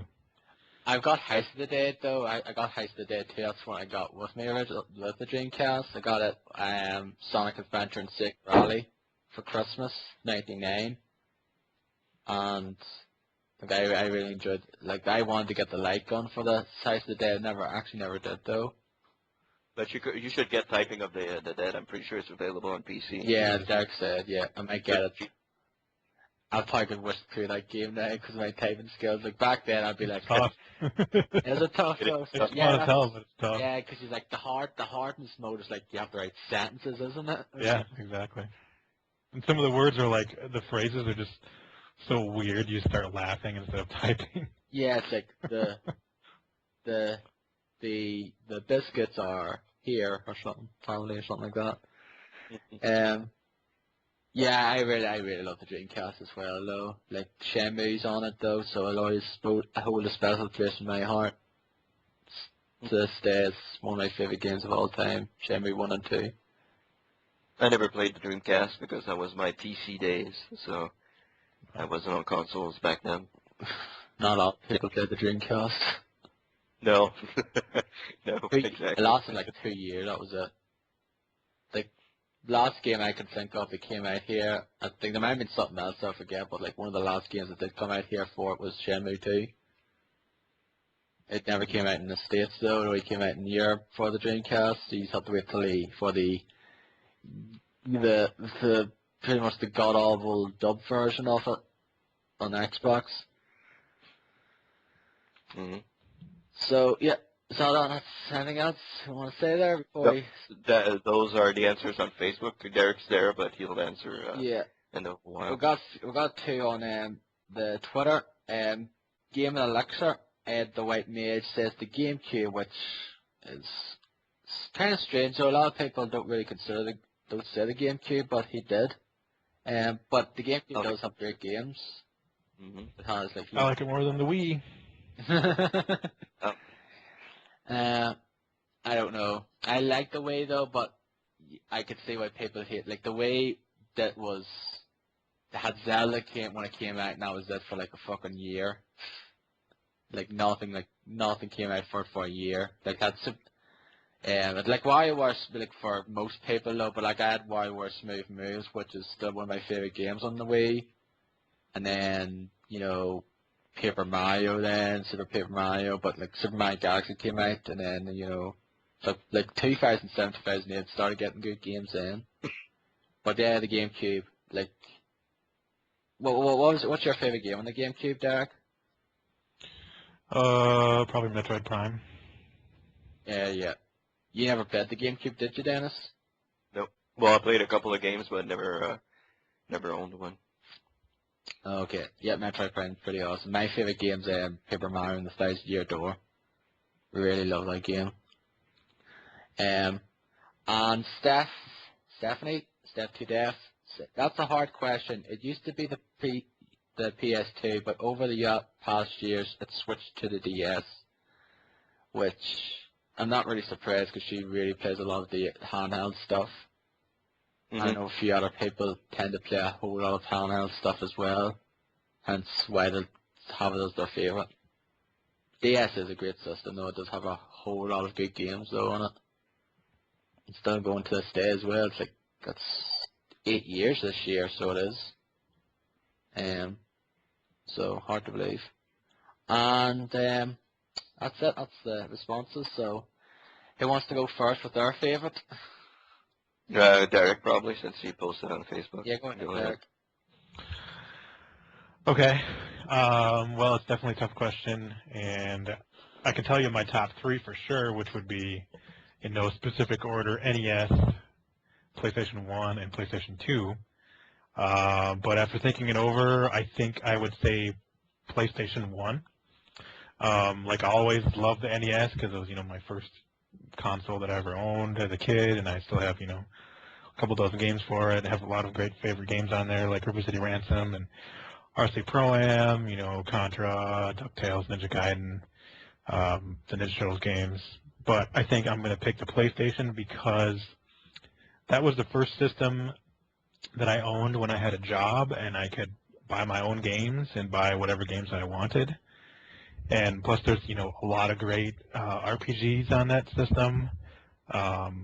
First of all, I started with Final Fantasy VII, which was the one that kind of got me into different RPGs, like Breath of Fire, Legend of Dragoon, Suikoden 1 and 2, Xenogears, Chrono Cross. Actually, I played Chrono Trigger via the Final Fantasy anthology. Chronicles. I have both. Like, the god-awful loading times. Yeah, I actually have both of those, the Chronicles and the anthology. Final Fantasy VIII I like a lot, even though I know a lot of people don't. Final Fantasy Tactics is definitely one of my favorite games. Front Mission 3, Grandia, the first one. Castlevania Symphony of the Night, that's one of the best games ever. Some other obscure ones I like, Felony 1179. I don't know if you've ever heard of that. It's kind of like an arcade racing game. Red Asphalt. That's another weird sci-fi racing game. Mega Man 8. MTV Music Generator. I used to play that a lot. Creating a bunch of weird techno tracks and stuff. That was fun.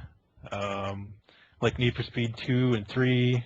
Twisted Metal 2, Twisted Metal 1, Star Ocean, The Second Story, love that game too. Resident Evil 2, that's definitely one of my favorite games. Ridge Racer 4, Siphon Filter. There's a lot of great games on the PlayStation 1, and I have, very fond memories of all of those. Even though I love the Nintendo, as I mentioned, and PlayStation 2 has, probably a much bigger library of games, but I think I'm going to go with the PlayStation. What about you guys? Yeah. Have any thoughts on the PlayStation? Yeah, PlayStation. I got it to 98. That's when I got it though, along with a few games like Sparrow and a few games like that though. But I do PlayStation. I always back PlayStation is a great system. Like yourself, Final Fantasy VII. It wasn't the first RPG I ever played, but it was the one that got me into RPGs. And like I mentioned before, though, the whole thing, I played that first time without a memory card, and getting to the Midgar Solomon, having to die, and having to play this game from the start again. But yeah, It does have great games. I love Final Fantasy VII. I love 9. I love Klonoa, Door to Phantom Mail. I like the Croc games. I like Crash Bandicoot, Sparrow, the Gex games. A few other ones as well I can't fucking think of at the moment though I really like. I forgot to mention Gran Turismo 1 and 2. I hate Gran Turismo. I love those. I used to play the shit out of those games. As I don't like simulation games. I don't like them whatsoever. I know people love the GT series, but it was never for me. Yeah. So I think that at the time it was just the graphics were probably the initial draw.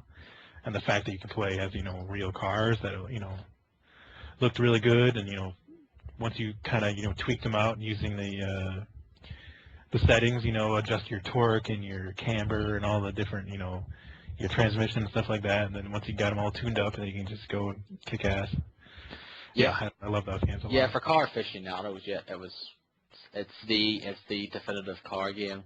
It's the definitive driving game. I think nowadays I prefer Forza, but I haven't really played much racing games in the past. Forza is simulation in a way as well, but to me it's more accessible than Gran. Yeah, in fact, they have the helper features where you have the driving line and stuff. Yeah. Yeah, but but even if you have that off, I just find it more. I find driving the cars more. I don't know. I just find it more accessible anyway. Excluding that stuff though, I do find the driving more accessible as well. Mm-hmm.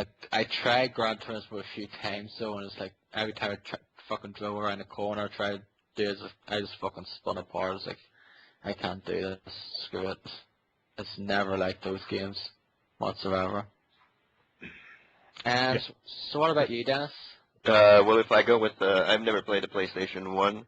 That was back in the day that was playing more PC games than PlayStation or console games or whatever. And one of my friends had a PlayStation 1, and we used to go to his house and play the shit out of Twisted Metal. We played a whole lot of Twisted Metal. Man, that game was The first one or second? fantastic. Say what? The first one or the second one? Or any of them, I guess. Which I think it was the second one that we played a whole lot of. second one? Okay. Yeah, I think it was the second one if I remember correctly. But we used to play the shit out of that game. It was awesome.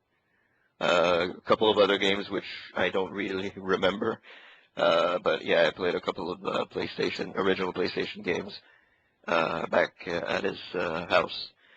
As far as my favorite console goes, I would have to say the PlayStation 2 is my favorite console. Mainly because it has my favorite game of all time on it. So, and some of my favorite games of all time on it. So, Grand Theft Auto San Andreas, which I played the fuck out of. It also has, Grand Theft Auto Vice City, a couple, ton of other games, the Final Fantasy games, which I played a whole lot of on the PlayStation 2. Final Fantasy X, especially. Not my favorite Final Fantasy, but still played a whole lot of. And a bunch of other games that I really enjoyed on that console. I was talking with Darren the other day about Evil Dead: A Fistful of Boomstick that people completely dismissed, and I really enjoyed that I played on the PlayStation 2. And a bunch of other games, everybody knows how many games there are on the PlayStation 2, so thousands and thousands of games. I could go through a whole list, a bunch of them. I still see in my boxes from where I'm sitting right now, but I can't read what's on them. So it's clearly my favorite console, PlayStation 2, followed very closely by Xbox 360, but PlayStation 2 has to be my favorite. What about you, Darren? Yeah, PlayStation 2 is a great system as well. It has some of my favorite games for the last 10 years as well. Like, I love God of War. Of course, yeah. One of my favorite series that's come out over the past several years, though. Even though I do find it's getting a bit stale now, especially this new one, like, it's not necessary, in my honest opinion. Like, I'm a big fan of the God of War series, but yeah, like I say, Grand Theft Auto, some great RPGs as well. It's like Star Ocean's on it. Final Fantasy, of course. What else? Okami was on it as well. Absolutely love that game. Kingdom Hearts, just some great games. And like you could go on and on though, but like if I had my PS2 down here, now look at that, I could just rattle off all the games I have. Yeah, same here. So they, but I could see them. it's upstairs, and like I think I've played at least nearly 150 PS2 games, but I know there's people have a lot more. But my biggest collection is my 360, which I think at least over 200 360 games at this point. So yeah, 360 is my biggest also. Yeah, but like I still have a lot of. Don't even have I can add all my PS3 and the Wii and the DS, like certain other ones, all in together, and it still doesn't count up to what I have for the 360. But in terms of my favorite console of all time, it is the Super Nintendo, the SNES, the SNES, whatever you may want to call it. Yeah. It's pretty much the system that made me truly fall in love with video games. So, I'm basically going to be a gamer for life until I can no longer play games, whether it's because I'm, far too old now, or I can't physically play a video game anymore unless there's some sort of, thing in the future where you basically just use your mind to play a video game. Like things like that now. Could happen, folks. You never know. Yep. You just use your mind, your implants in your brain, and out there just move, and the character moves. Jump. Just check that 2000 Back to the Future 2. When he's 2015. It's like, you have to use your hands. What is It's this? like a baby's toy. Yeah. One of them's Elijah Wood as well, which is quite weird. Yeah. Yeah. Oh yeah, that's right. But yeah, back to like SNES and Nintendo. It's like because some of my favorite games of all time are on out there. Like I said, Legend of Zelda: Link to the Past, my favorite game. Super Castlevania 4, which to me is the definitive the definitive Castlevania game. People absolutely love Castlevania 3. There's other ones that think they say it's Symphony of the Night's the best one. Super Castlevania 4 is the one for me. Super Mario World 2, Yoshi's Island. You know, it has the Final Fantasy games, but unfortunately we never got them over here.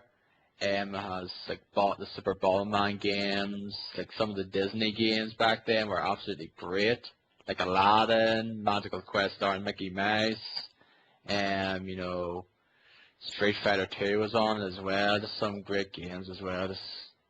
Super Metroid, Donkey Kong Country.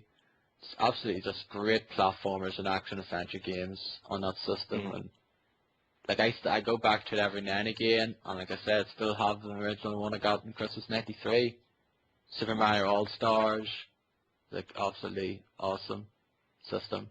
Very much adore my Super Nintendo. Still works. Okay, well that's all I really want to say about the SNES though. I said I just really do love that system though. So I go back to it every now and again and play it and still enjoy my games for it. Never had one. Yeah, you missed out unfortunately. Yeah, I know. Yeah, there's always the first world console or, you know, emulators. Yeah. Like the first world console if you have the Wii anyway though, but it's not the same. Especially like the Wii, like some of the selection on the Wii is crap. Like some of the games I never got on there. Like I really wish the Wii had Castlevania, Dracula X or Vampire's Curse, because here on eBay it's like £90 for that. It's like, screw that. So anyway, we're going into our main topic discussion here.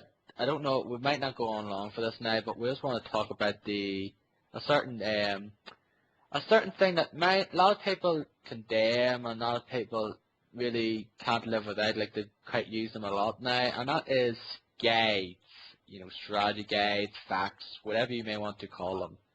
And what do you... What's that? Factoids. Yeah, factoids.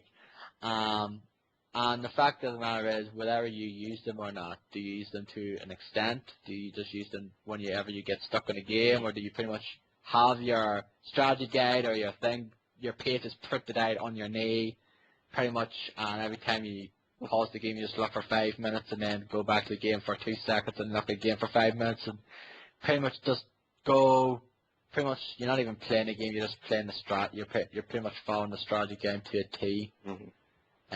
Which I believe some people do and other people don't. So, what about you now, Dennis? What is your take on strategy guides? Well, let's say that I usually don't use strategy guides. I actually, when I bought not Rainbow Six, my God, Fallout New Vegas, I bought the strategy guide for that one because I said I'm gonna check out, you know, the quests and find everything and do everything. And so I started playing, looking at the guide, and then I said, what the fuck am I doing? You know, because you're like spending more time looking at the guide than playing. I said, screw this. If I get stuck, I'll check it out. But, you know, if not, so I just put the guide aside and played. Went back to it maybe 1 or 2 times because I was really stuck. I didn't know what to do, and I wanted to know what would be the consequences of certain acts and stuff like that. So I thought it hindered my gameplay, you know, my progress. So I said, put it aside and play, and if I need it, I'll go back to it. So I don't know. To me, if you use a strategy guide exclusively to play a game, like, you know, if you want to really figure out what's going on and all that, I would call it cheating, but it's pretty close. It's pretty, you know, it's like, oh, I have the strategy guide. I know what to do. I know how to get through this. easier, and you end up not playing the game, and you just end up looking at your strategy guide and going along with it. And I don't know. To me, it's a little bit like cheating, honestly. What about you guys? So you What's basically think, yeah, right. Caught off guard there. Yeah. Actually, some people do consider strategy guides to be pretty much cheating, which I guess is correct in a way. But the fact is, if you're really stuck on something, like if you're just basically turning your head what to do here, how to defeat this boss, how to get this, solve this puzzle, how to get to the next area or whatever. Yeah, if you're really stuck, it's fine. But if you play your game looking at your guide and just, go through everything with the guide, and I think that's not the way to play a game. Yeah. To tell you the truth, I'm kind of been guilty for that on a few occasions. Okay. So you can say I'm a cheater or whatnot, but I don't do it like really, really regularly now. I just do it. I've done it like a few times over the last few years, but Mass Effect 2 ending. yeah, no, that was, yeah, to get the thing, to get the survival, yeah, I guess, and also to get the well, look, I looked up the video or whatever it was to get the, that their Mega Buster for Dead Rising. Mm-hmm. So you could basically, but that, man, it was monotonous because you had to fucking drive, run over the zombies in the tunnel to get the. Oh yeah, I remember that. Yeah, I You had to remember get that. that 3,000 thing achievement, I think, or whatever. Yeah. To get the Mega Buster, and then I pretty much just played through the game with the Mega Buster, and it was fucking easy as pie then. Yeah. So it was. But I don't mind using strategy guides. Like I tend to use them from time to time. Like especially when I am stuck on something. Mm. Like if I'm stuck on something, I'm definitely gonna have to use them. I'm definitely gonna have to look up and say, okay, scroll down to where I'm at, and like say, okay, that's what you do it. The thing that really annoys me though sometimes when you do look at the strategy, it's like, fucking hell, that's right. It's so fucking obvious when you look at it then, and it just makes you look like a complete idiot. Mm-hmm. Which that's definitely happened to me on a few occasions as well. So it is. Like sometimes after you have to look up, especially with professional rating, like I mentioned earlier, I have to do look. Sometimes it's like, how the fuck do you do this puzzle? Seriously, I don't know how to do it. It's just so fucking annoying. Mm-hmm. And I also use it for RPGs as well, though, like for side quests and things like that.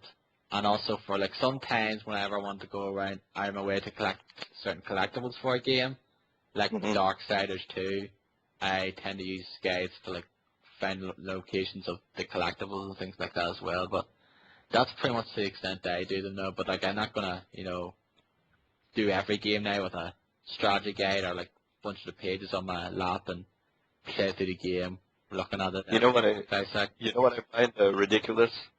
People who buy strategy guides for Call of Duty. Yeah. There are people, I saw people at the store that bought strategy guides for Call of Duty. I was like, what the fuck are you doing, dude? You're wasting your money on that? Really? Holy crap. Jesus. I honestly don't get why there is strategy guides for those kind of games. Yeah. Because they're, like, I honestly really believe the only strategy guides that are necessary, in my opinion, are for games like RPGs. Yeah. And certain action-adventure games, like Darksiders II, like the Legend of Zelda series, certain games like that. But for flipping, like, first-person shooters along those lines, like, what's the point? Like, if you're stuck on, you're not going to get stuck on a certain thing here now. Like, if you're stuck on a part, just go up and say someone else do it on a video and say what the best solution is. Because I'm sure there's like hundreds of videos like that. Exactly. Why do you buy a strategy guide for Call of Duty? I mean, if you really want to pick up all those intel things, why don't you look it up on the internet? It will cost you a cent. And they'll pretty much tell you where it is. You just look on YouTube, Yeah, exactly. Like, why are you going to look it up, see the fucking get the strategy guide, learn how to be the best in multiplayer. No, you're not going to get it from the fucking strategy guide. Yeah. You're going to get it from watching videos and playing it to a good extent and looking up strategies and hints and things like that for. Playing it 100 hours a week. And Yeah. that's how you're going to get good. Yeah, exactly. So what is your thoughts on this, Derek? I don't really have a problem with strategy guides nowadays, or really, I guess really ever. I mean, I use them when I get stuck, definitely. Like, I don't tend to spend a whole lot of time when I'm stuck just because I'm impatient. And nowadays, I don't have the time to spend figuring something out when there's so many games coming out that I want to play. As compared to, way back when I was a kid, there wasn't nearly as many and, couldn't afford as many. So it's really like a time factor for me, like saving time. Typically, I generally only use a guide or an FAQ or, walkthrough if I'm stuck or if I'm trying to find a specific, item or something. Like, for example, with Darksiders, I watched some videos on YouTube to find the last 6 pages I was missing for the Book of the Dead, as well as I looked up a guide for the Soul Arbiter's Maze because I was missing, like three of the scrolls or whatever to tell you where, either the secret or the exit was. And frankly, I found that looking that up all the time was really not very integrated very well into the game. You had to go into your, hit select or hit back to go into your inventory. Then to go scroll over to the section with the miscellaneous items, then you have to click on X or Y to bring up the details. Then you use the D-pad, and it scrolls super, super slow just to get down to where you want. It's like, well, fuck this. I'm just going to write it all down. I'm going to go to some forum and write down all the directions and just, cross them off as I go, and that's that. I think maybe if they should have, like, once you collected them, like, it should tell you on screen where to go, because you have it. It's not like, it's not like you're cheating then. You have the scroll that tells you where to go, so. Yeah. But in any case, yeah, I definitely use a guide if I'm stuck on a puzzle or, a boss or whatever. Like in Darksiders II, I couldn't figure out how to defeat the second phase of that big, huge boss, like the first big boss in the game. Yeah, I think I have to look that up as well. And I think the main reason about that I was so upset is because when you died, you had to go all the way back to that one dungeon you had just finished and, like, run all the way out into the middle of the Forge Lands, and it was just really bad. Yeah. Bad design at that point. They should have put a checkpoint. Yeah, they should have put a checkpoint basically at the start of the boss fight, or just like exactly at that area anyway, at least, rather than wasting fucking 5 minutes traveling from the bloody foundry to that again. As far as buying strategy guides go, the last one I bought was for Skyrim. Generally, I just use that for reference. Like, I don't go through step by step and be like, okay, do this, do this, do this. It's just kind of like, okay, where's this at? Okay, I'll go find it and I'll go from there. Generally, is what I just use it for. Where I'm trying to find, like, okay, which trainer can, has a mastery level above, 75 or whatever, so I can, train my archery or whatever. I'll look that up and try and find where he is, or where can I find this specific ore, or whatever, and I'll go, go find that. Typically, I haven't used that guide for, in detailed step-by-step instructions on a quest, unless I had, like, an issue with one I was doing where, I had problems, like when I was trying to cure myself from being a werewolf. So apparently there's some glitch that I encountered that it wouldn't work, so I was using the guide to try and figure out that, and looking up on forums and stuff. But and other things like Pokemon, for example, I bought those strategy guides. I look up the stuff that's on the game FAQs for, where's this Pokemon, what time of day is he out there or whatever. I'll use that. I don't see how that's a big problem. I mean, sure, it's fun to discover stuff on your own, and, it feels good to solve puzzles by yourself, but nowadays it's just most of adults don't have the time anymore to spend on one game when you have so many games coming out. Like, I got Borderlands 2 coming out next week. Like, just finished Darksiders. I'm playing Sleeping Dogs, which, I mean, I rented, but before that I was playing Transformers Fall of Cybertron. You know, like this time of year, there's tons of stuff coming out, and I don't really have a whole lot of time to sit there and spend 20 minutes trying to figure out a puzzle or, you know, defeat a boss or whatever without looking up how to do it. So, I know people think it's cheating, and that's, you know, understandable. That's fine. You don't have to use guides. There's nothing that says you have to. Nothing that says you need to buy a strategy guide or look up walkthroughs or watch videos. You know, I mean, especially guides aren't going to help you too much with like games that are score-based. I don't think. You know, like Rock Band Blitz. I don't know how much benefit you're going to get out of a guide for that game when it's all about score. So, yeah, I don't know. I guess overall, I don't really have a problem with it. So that's my 2 cents. But I gotta say I'm a little guilty of the quote unquote cheating, because when I used to play Portal 2, some of the later puzzles in Portal 2, I was like, fuck, how do I do this? Go on YouTube, check it out. Oh, okay, that's how you do it. I think I used it for, I think there was one game, I think there was one puzzle, I think it was pretty early on. I forget what it was, one of the puzzles, so I think it was like puzzle 16 or something. Okay. I think that's the only one I could think of that I had to look up and figure out what to do. But for the most part, I kind of did the other ones myself. Yeah. But as Derek said, I don't have time to sit down and go, okay, what do I do here? And I'm impatient as much as Derek is. I'm like, okay, fuck it. I don't know how to do it. Go online, go on YouTube, check it out. Okay, that's how you do it. Go back and do it. Because, you know, you don't.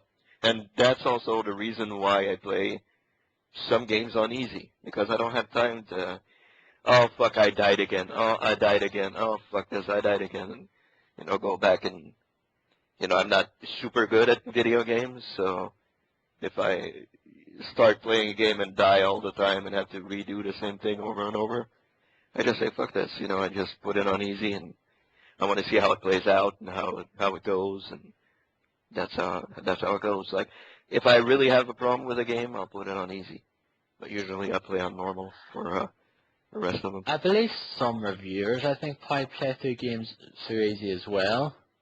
Probably. Because you need to get that game done and review it. You know, you have like a certain amount of time to do it. Yeah, which which is understandable though as well, but especially if it's a fucking dead easy game to begin with, though. If you could look at their achievements to check and see if they played a game on easy or not.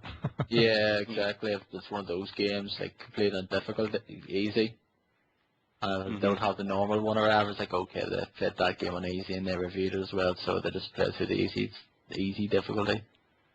Yeah, because reviews these days, you don't see somebody say, I played it on hard and it was, you know, it's going to be like, I played the game and it was like this, you know, so whatever, if you play it on easy, hard, demonic or whatever the hell, you know, it's like, I played it and that's how it goes, you know, so.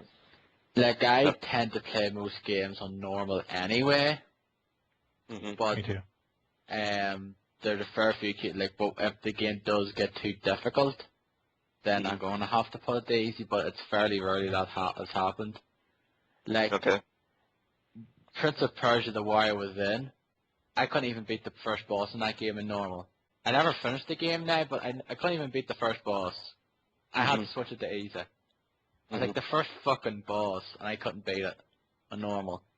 Yeah. It's like, I don't know why, I just couldn't do it.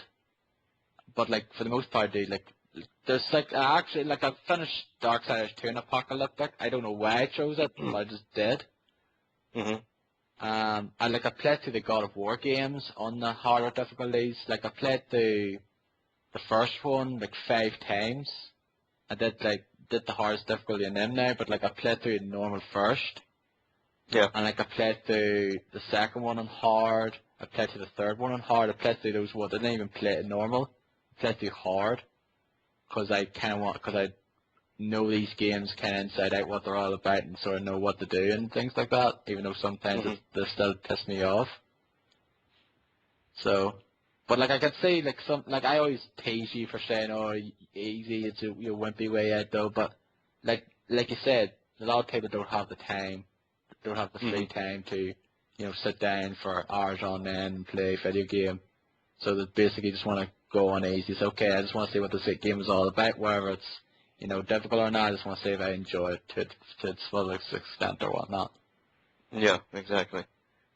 I kind of like games also that don't give you a difficulty level, like Sleeping Dogs. You just go in and you play, and it goes, the difficulty upgrades as you play along. I think that's better. That's a good way to see a game like GTA, Sleeping Dogs.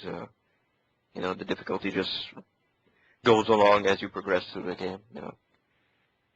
And there's games like Call of Duty as well, like some of the little ones as well. Like you do this little training thing at the start. And pretty much it depends on how well you've done. It gives you the difficulty step. Like you did this here in this certain time. Okay, we recommend this difficulty for you as well. And I think there's other games like that pretty much do the same thing. Like if you're not if you didn't do well, like say okay, we recommend the easy difficulty. Depending on this here, so I think that's good. I also think that what games should probably do is as you play along, if you're having problems, the game should come up and say, hey, we see where you're having problems. Yeah, it does offer few games like there is a few games that does that, like the Ninja Gaiden games, I believe. Yeah. Do that as well, like, oh, you've died a bunch of times, do you want to reduce it to the easy difficulty? And if you are, so yeah. And Onimusha did that as well. I remember the Onimusha games did that as well. And there's a few other games as well that do that. Yeah. Do it, but not while mocking you. Like saying, hey, you're always dying. You want to reduce the difficulty, you loser, stuff like that. If it does it like in a nice way, hey, you want to, try maybe bumping the difficulty down a little bit, see how it works. And, you can always say yes or no. And I think that's pretty cool if the game does that. And there's games as well that you can change the difficulty throughout as well. Like if you find this game too easy or too hard, you can just easily switch it over as well. It's very common to restart the entire game, which I think should be the case for all games. Okay. Like you mean be the case that you can change whenever you want? Yeah, like there's certain games like this is hard. I'm playing on hard difficulty. Okay, this is too difficult, and without having to fucking start the entire game again, just change it to normal or easy. That pisses me off. I had to do it for Homefront. Like when I got to that fucking helicopter sequence that I couldn't do, I said, okay, I'm gonna bump down the difficulty. Go into the menu. You can't bump down the difficulty. No, you have to restart the bloody game again. I don't like that. So I said, fuck that. I'm not playing it anymore. Like there's games like that that do that though. You basically have the thing on the options, difficulty is like, okay, switch it down now and make it more easier for myself. Or with Fallout and I think Skyrim did it also. Yeah, the Bethesda games do that as well. Have the difficulty settings throughout. Like the slider, you can slide it up or down. Yeah. Make it a little bit difficult or more difficult, a little less difficult, I think they did that in Dragon Age and Mass Effect, didn't they? I don't think they did in Mass Effect. Well, they did in Dragon Age for sure. They did do it in Mass Effect, I believe, as well. I think they did. Or no, I think they did. I think in Mass Effect 3 you can now, but there's the achievements like you can't switch it to like you do it on veteran difficulty or something. You can play the game on veteran difficulty after leaving Earth or something. You can't switch it after it or something like that. Okay. But I mean a slider that you can decide like. Well, it's the same thing really anyway though. Oh, I guess so. Any other thoughts? No, I think that's pretty much it. I think we can close this one down. Yeah. So basically, we know Dennis says he doesn't really use them. He considers them cheating. Well, unless you're stuck. No, but like if you're pretty much using it throughout, it is considered cheating. Yeah. But like if you're doing it, like if you're stuck in a boss or whatnot now, then if you're really stuck with things like that. Like to me, I think getting the collectibles, I think that is still to me is considered cheating. Like you're not gonna work out of your way to get them yourself, but like it's like it's just that's the thing as well anyway. So, So, okie dokie. Yeah. Don't even have the news and they still go on fucking too long. Yeah. Thanks to my rambling on. Well, we got a couple of tangents. We always go tangent city here, so. Yeah. You know, even if there's no news, we're going to find a way to. Yeah. Okay. So, is that all? Nothing else?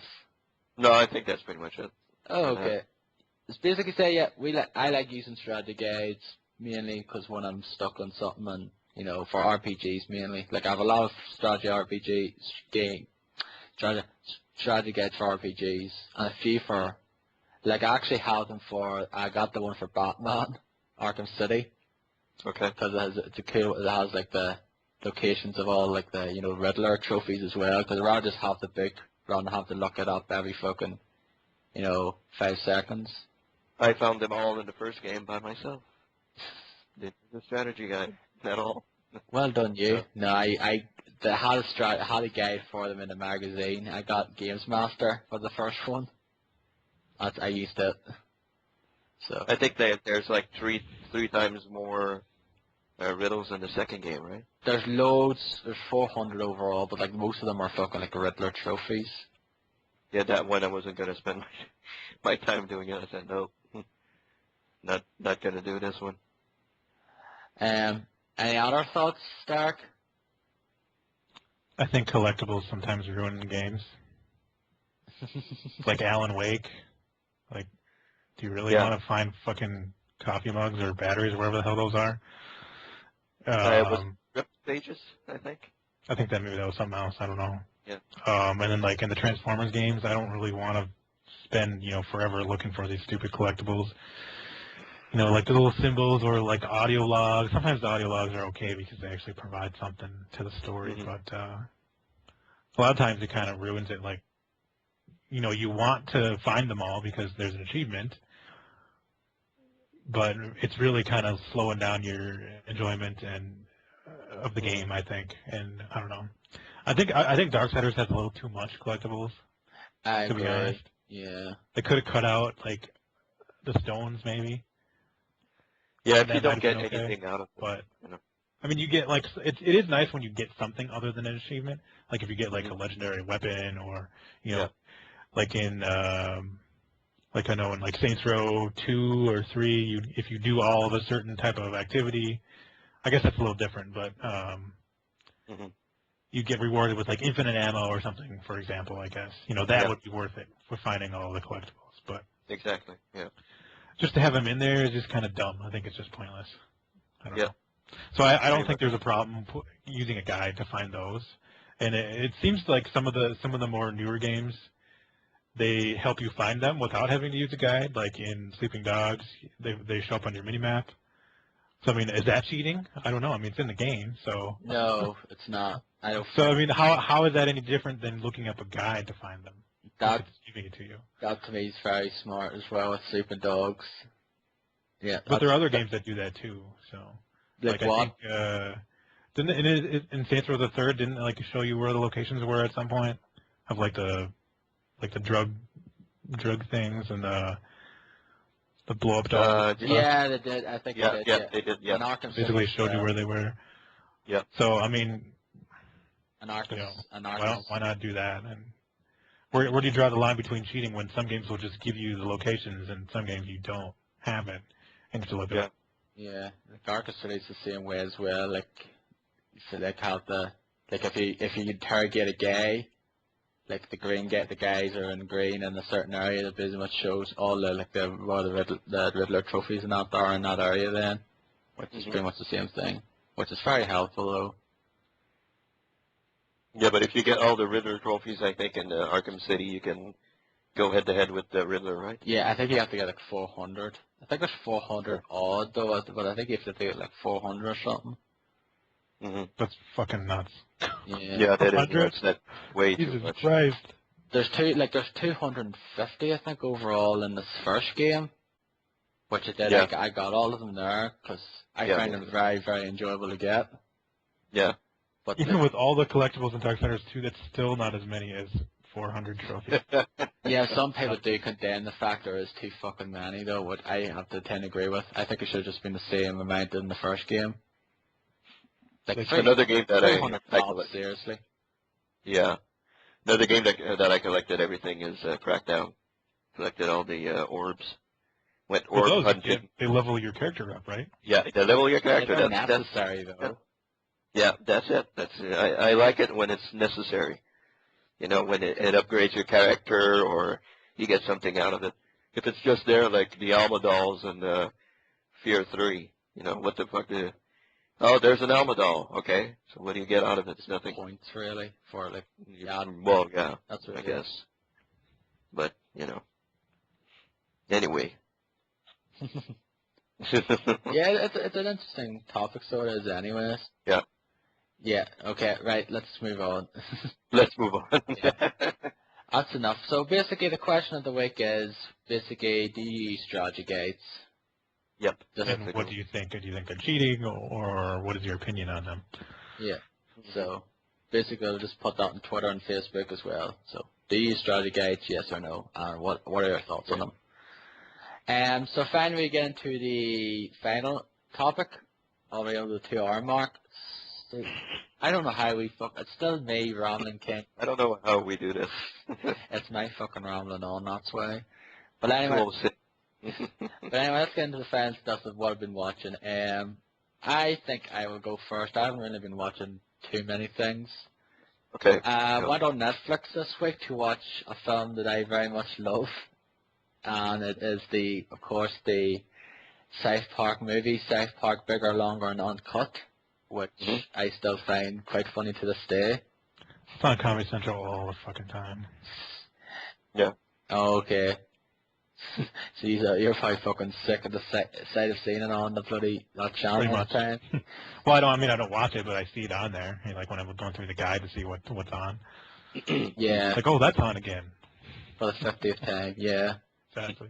It's not on Arch, and we have a Comedy Central here though, but it's not on here. But like, South Park is of course on the Comedy Central channel here. It used to be Paramount, but now it's like Comedy Central, that's what it was changed to. But yeah, but I still think that movie is funny though.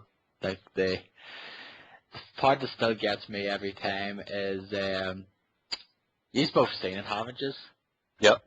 It's been a while, but I have it on Blu-ray actually.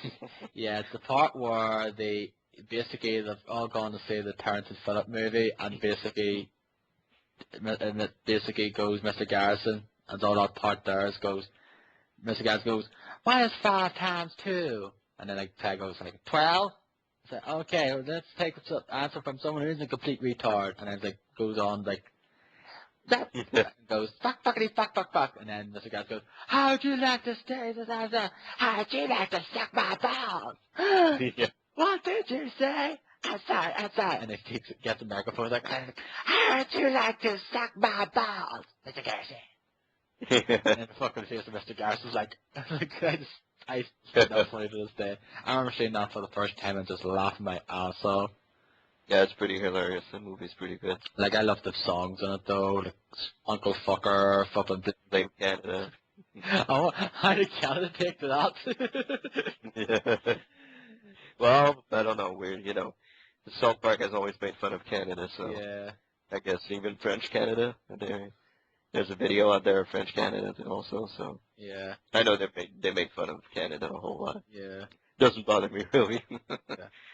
I'm sure some people probably take offense to it though, can't stand that shit, because the fact is they take offense to certain things, like Yeah. they do an episode, I don't think it was ever released or was cut or something, that they make fun of like Scientology.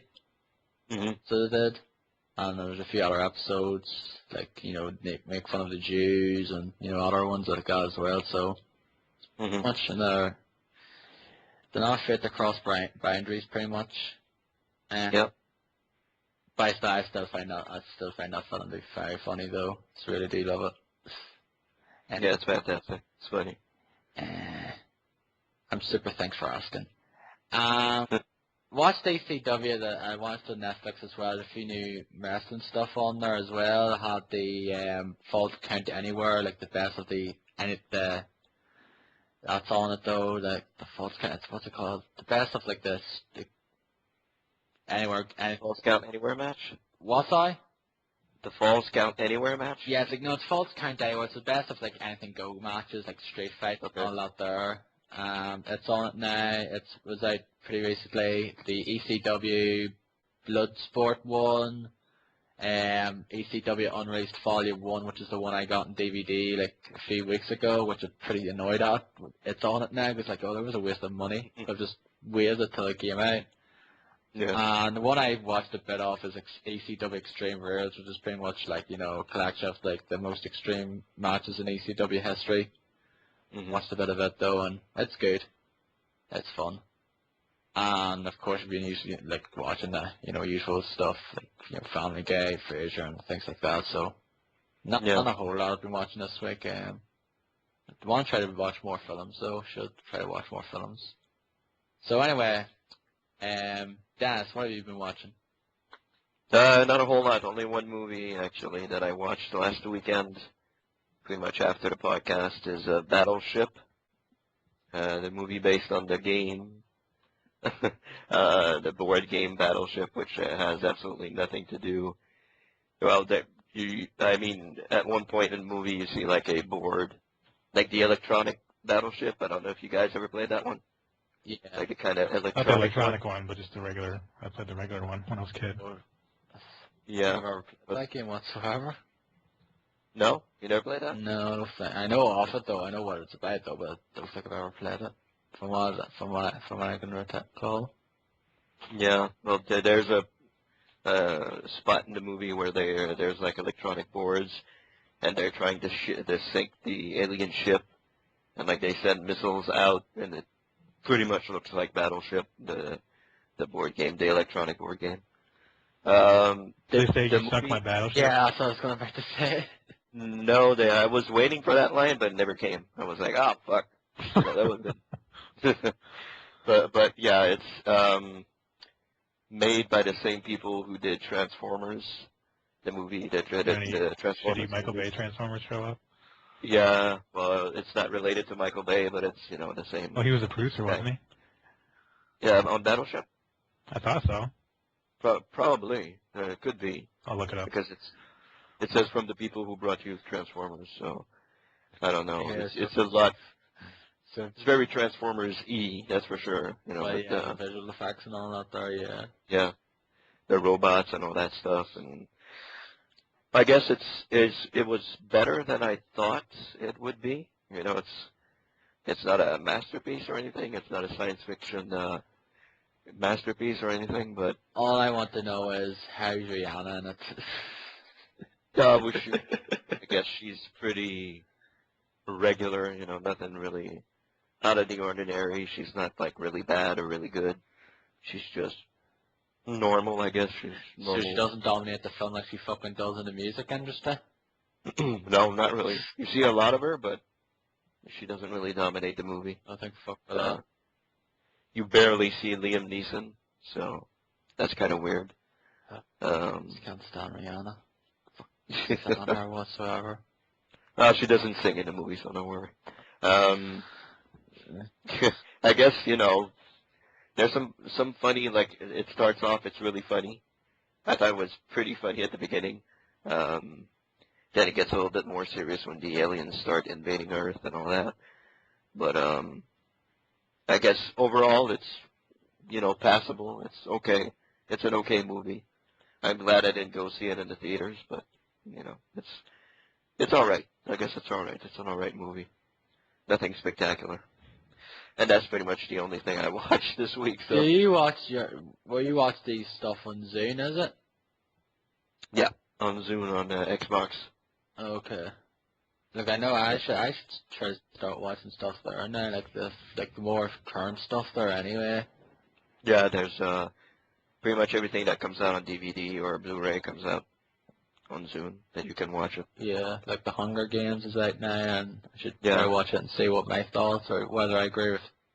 Like, yeah, but probably kind of get the understanding of what that film is now because of what you thought about it and what Derek thought about it. Yeah, me and Derek are pretty split on the movie. So What, Hunger Games? yeah. Yeah. So Yeah. that's what I watched this week. Yeah, you should watch Battle Royale. Yeah, I saw it on And the there's next- Zachary as well. He's fucking watched that as well. Yeah, I 5 know. months down the line, have you watched it yet? No. I know. I have to watch it. I have to find some time to do it. So It's 19 minutes, Dennis. It's not like fucking Lord of the Rings length now. I know. I'll try to watch it this week. I'll try. That's pretty much it. That's what I watched. So Derek, what about you? I've watched one thing, which I mentioned last week, this movie called Lockout. Yeah. With Guy Pearce and Maggie Grace, who I think is the chick who was taken in Taken. And she's in Lost as well. She was in the first few seasons of Lost. Oh, yeah, that's right. I forgot. It's boring, and I didn't like it. It's like this guy is framed for something. I don't even know what he was doing. I couldn't understand it. They didn't really explain it well. And then all of a sudden he's in jail, and then like, oh no, this big huge ship that's in orbit around Earth is which is a prison. There's a big breakout. We need you to go in there and rescue the president's daughter who was there on like a visit to see if everything was going according to standards, like everything was legal and everything, and if they were treating their prisoners properly and everything. So he breaks in there and has to rescue her and leave, basically. It's boring, and some of the special effects are just really, really shitty. Like in the very beginning, there's this car crash. Mm-hmm. It looks like it came out of like 1996. It is so bad. The effects, it's like, oh my god. And this was like in movie theaters here. It's so bad. You should watch it on YouTube. It's probably only like a minute or two long. It's really bad. But yeah, boring movie. Didn't like it. I do not recommend you rent it or watch it or steal it or anything. I give it 0 puppies out of 4. The old Rory something. Yeah. Matt Rory. Yeah, I mentioned that on Twitter, but nobody said anything, so I guess nobody knew what I was talking about when I said said that. 0 puppies. Yeah, I knew what you meant though, because I remember, like, I didn't watch a whole lot of the Happy Hour stuff, but I do remember that's what his little rating was whenever he was on Right. Happy Hour and talking about a film. Freak out, like, oh, I want to eat him up. Oh. Yeah. That guy loves puppies, but Oh yeah. not like the female anatomy puppies now, that one, but actual puppies, just to let you guys know. Mm-hmm. Yeah. The real. And then every once in a while, the real deal. when Alex was on there still, when he would do a review, he'd say like, oh, I give it 3 kitties or something. Yeah. It's kind of this thing they had. I miss that site. Yeah. Too bad it went out. It went to crap. Yeah, well, basically when Alex moved over and Laurie left, like, yep, I'm done with that site. It's like, what's the point there? It was pretty much the force of that site. Like, now it's a fucking joke. I don't even know what it's like now. They don't do fucking. I haven't been on in a while, so I don't even know. It's just your standard fucking community kind of website now.